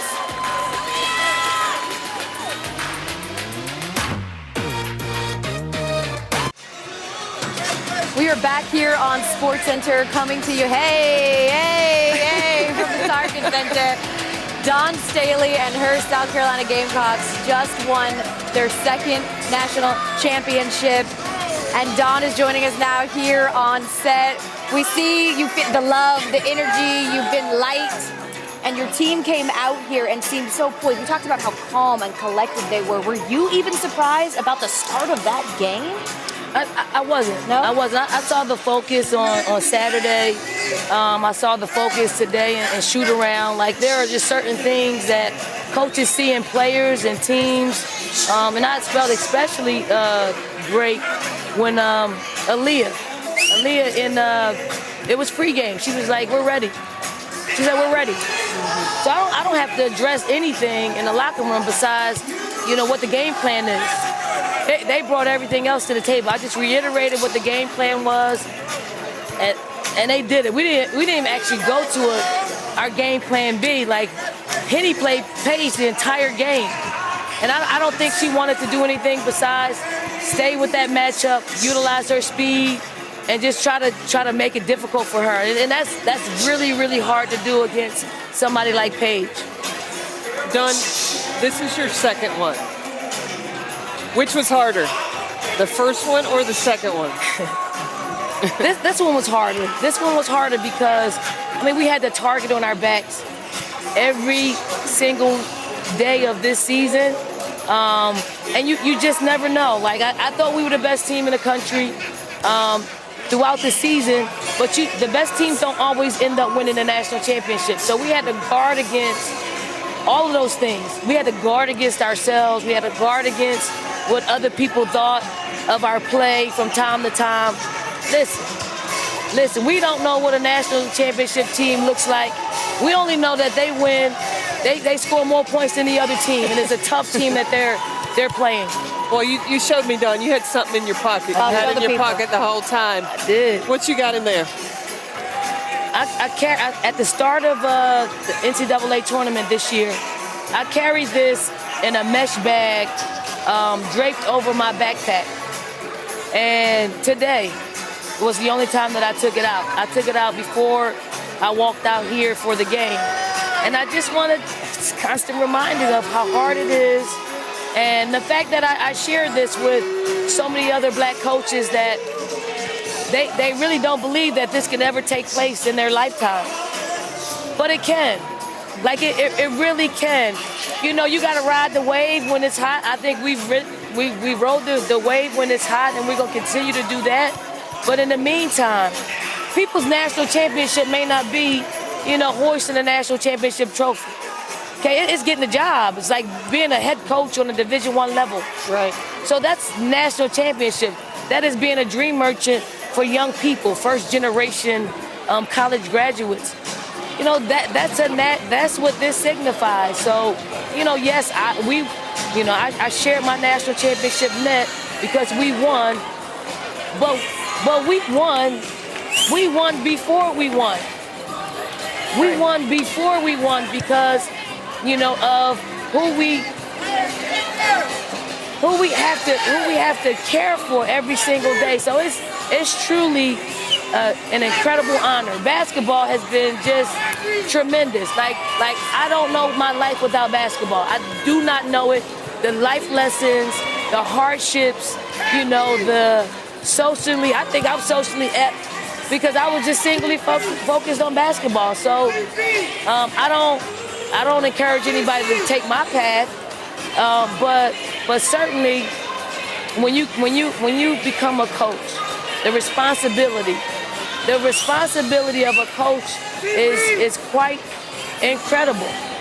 And that's why I was afraid of being a coach, because I didn't want the responsibility of 18 or 22-year-olds. But when I did, and when I leaned all the way in, I probably get more satisfaction than they do. Mm-hmm. And I'm living my passion. Dawn, you talk about responsibility, and you are a guardian of the game right now. I mean, I remember Carolyn when she was coaching at Purdue and she won, and I remember C. Vivian Stringer, and I remember you always saying they will be what they see. And you've been a great example for not only the women's game, but for all men and women. It's not just you as I've played women's basketball. Like, you are carrying this torch, and and you're a trailblazer. I don't care how many titles you win. I just want you to personally know that you have paved the way, and everybody's not going to be able to cut down nets, but their nets may look differently because of the platform that you continue to use to uplift this game, the real game, and that's the game of life. Appreciate that, Nikki. Appreciate that. I just want to add this part of it. This game is so special to so many people that I don't think we realize. We don't realize, what it is. I'm going to continue to use my platform. I hope I set an example of when you treat women's basketball like a sport. It's so freaking fulfilling. Yes. It's so freaking fulfilling. And I'm talking to the NCAA tournament people. When you invest in our tournament, like you invest in the men's tournament, I'm talking about, no, ESPN, you're going to get mad at me, but you need some competition. You need some competition, some network competition. That's what drives the money up. And that's what gives us our net worth in our game. And don't get me wrong, ESPN, you've done a great job. You continue to do a great job to give us a platform when nobody else wanted to give us a platform. I think we've arrived at a place where we can continue to grow and grow and grow and be fulfilling to the decision makers. Like, it's a fulfilling, incredible sport that when you lean in and lean in hard, your daughters, your sisters, your mothers can reap the benefit of you leaning in with us. Dawn, you talked all season about unfinished business. What was it like for you to watch your players, Destiny Leah, all of them, have this moment of winning a national championship? I'm happy for them. Like, they sacrificed. Destiny Henderson sat for her first 2 years, didn't play a whole lot, and she just waited her turn. And now, I mean, I thought she was the MVP of today. Like, I thought she was the player of the game today. And not a whole lot of young people would have the patience to finish this thing out. They would have, if I don't play my first year, I'm out of here. But the patience of her mother, because that's who it is. Miss James is the one that really kept her right here. She made the commitment. So Destiny Henderson wasn't going anywhere no matter what was happening, because they said, Coach, we believe in you. Mm-hmm. And it just makes me feel great inside, like super great inside for Leah, you know, to turn those tears into happy tears, into a smile. All of them. Zaya Cook had a terrific game today. Mm-hmm. Victoria Saxton has done it. And our bench, I mean, they've been pretty darn solid, you know, all season long. But then the bottom of the bench, the bottom third, as they call them on the team, you know the sacrifice that they had to make. They did not play. They barely got reps because we got a practice squad. Hey, highlighters, that. They did a great job. So they would sit on the sideline like, if we don't do three reps a group, they sat today when we only did two cycles of groups. Mm-hmm. So I'm happy for them because their sacrifice means a little bit more because we won. Yeah, it's a team win. And because of Destiny Henderson's patience and the patience of her mom, she became the first person in 22 seasons to have a career high in a national title game. Incredible. She got incredibly emotional while talking about you and what you have meant to her as she is probably leaving the program. Dawn, we want to say thank you so much for your visibility, for giving us so much access, and congratulations. You are a national champion for the second time. What you gonna do? Like, what you gonna do? You gonna go kick it? I mean, you got a party. I'm not sleeping tonight. That might even have me a little alcohol tonight. Whoa! We can get to the bar. Congratulations, Coach. We fully expect that we will see you back here on this very big stage. Dawn Staley, national champion, becomes such the second head coach to ever lead a U.S. Olympic gold medaling team and then turn around the next year and do it at the college level as well. Dawn was so brilliant in talking about some of those role players that don't get love. And so while we say goodbye to you from Target Center, I have got to give a big shout out to two of our members that you will never see, Carter Roach and Jenny LaCroix, who have held us down time and time again. We love you. We thank you. We couldn't do this without you. That's it for us from here at the Target Center. We send it back to SportsCenter. March Madness is officially here. It's the first four for the first time. 68 teams will play for a chance at the national championship. The page is turning. History made for the Bison. Their first NCAA tournament win. When we ride, we run on the edge and across the flames. Belmont in double overtime. 2 words. March Madness. Triple-double for Olivia Miles. A giant three-pointer. Whitey has pulled off the stunning upset.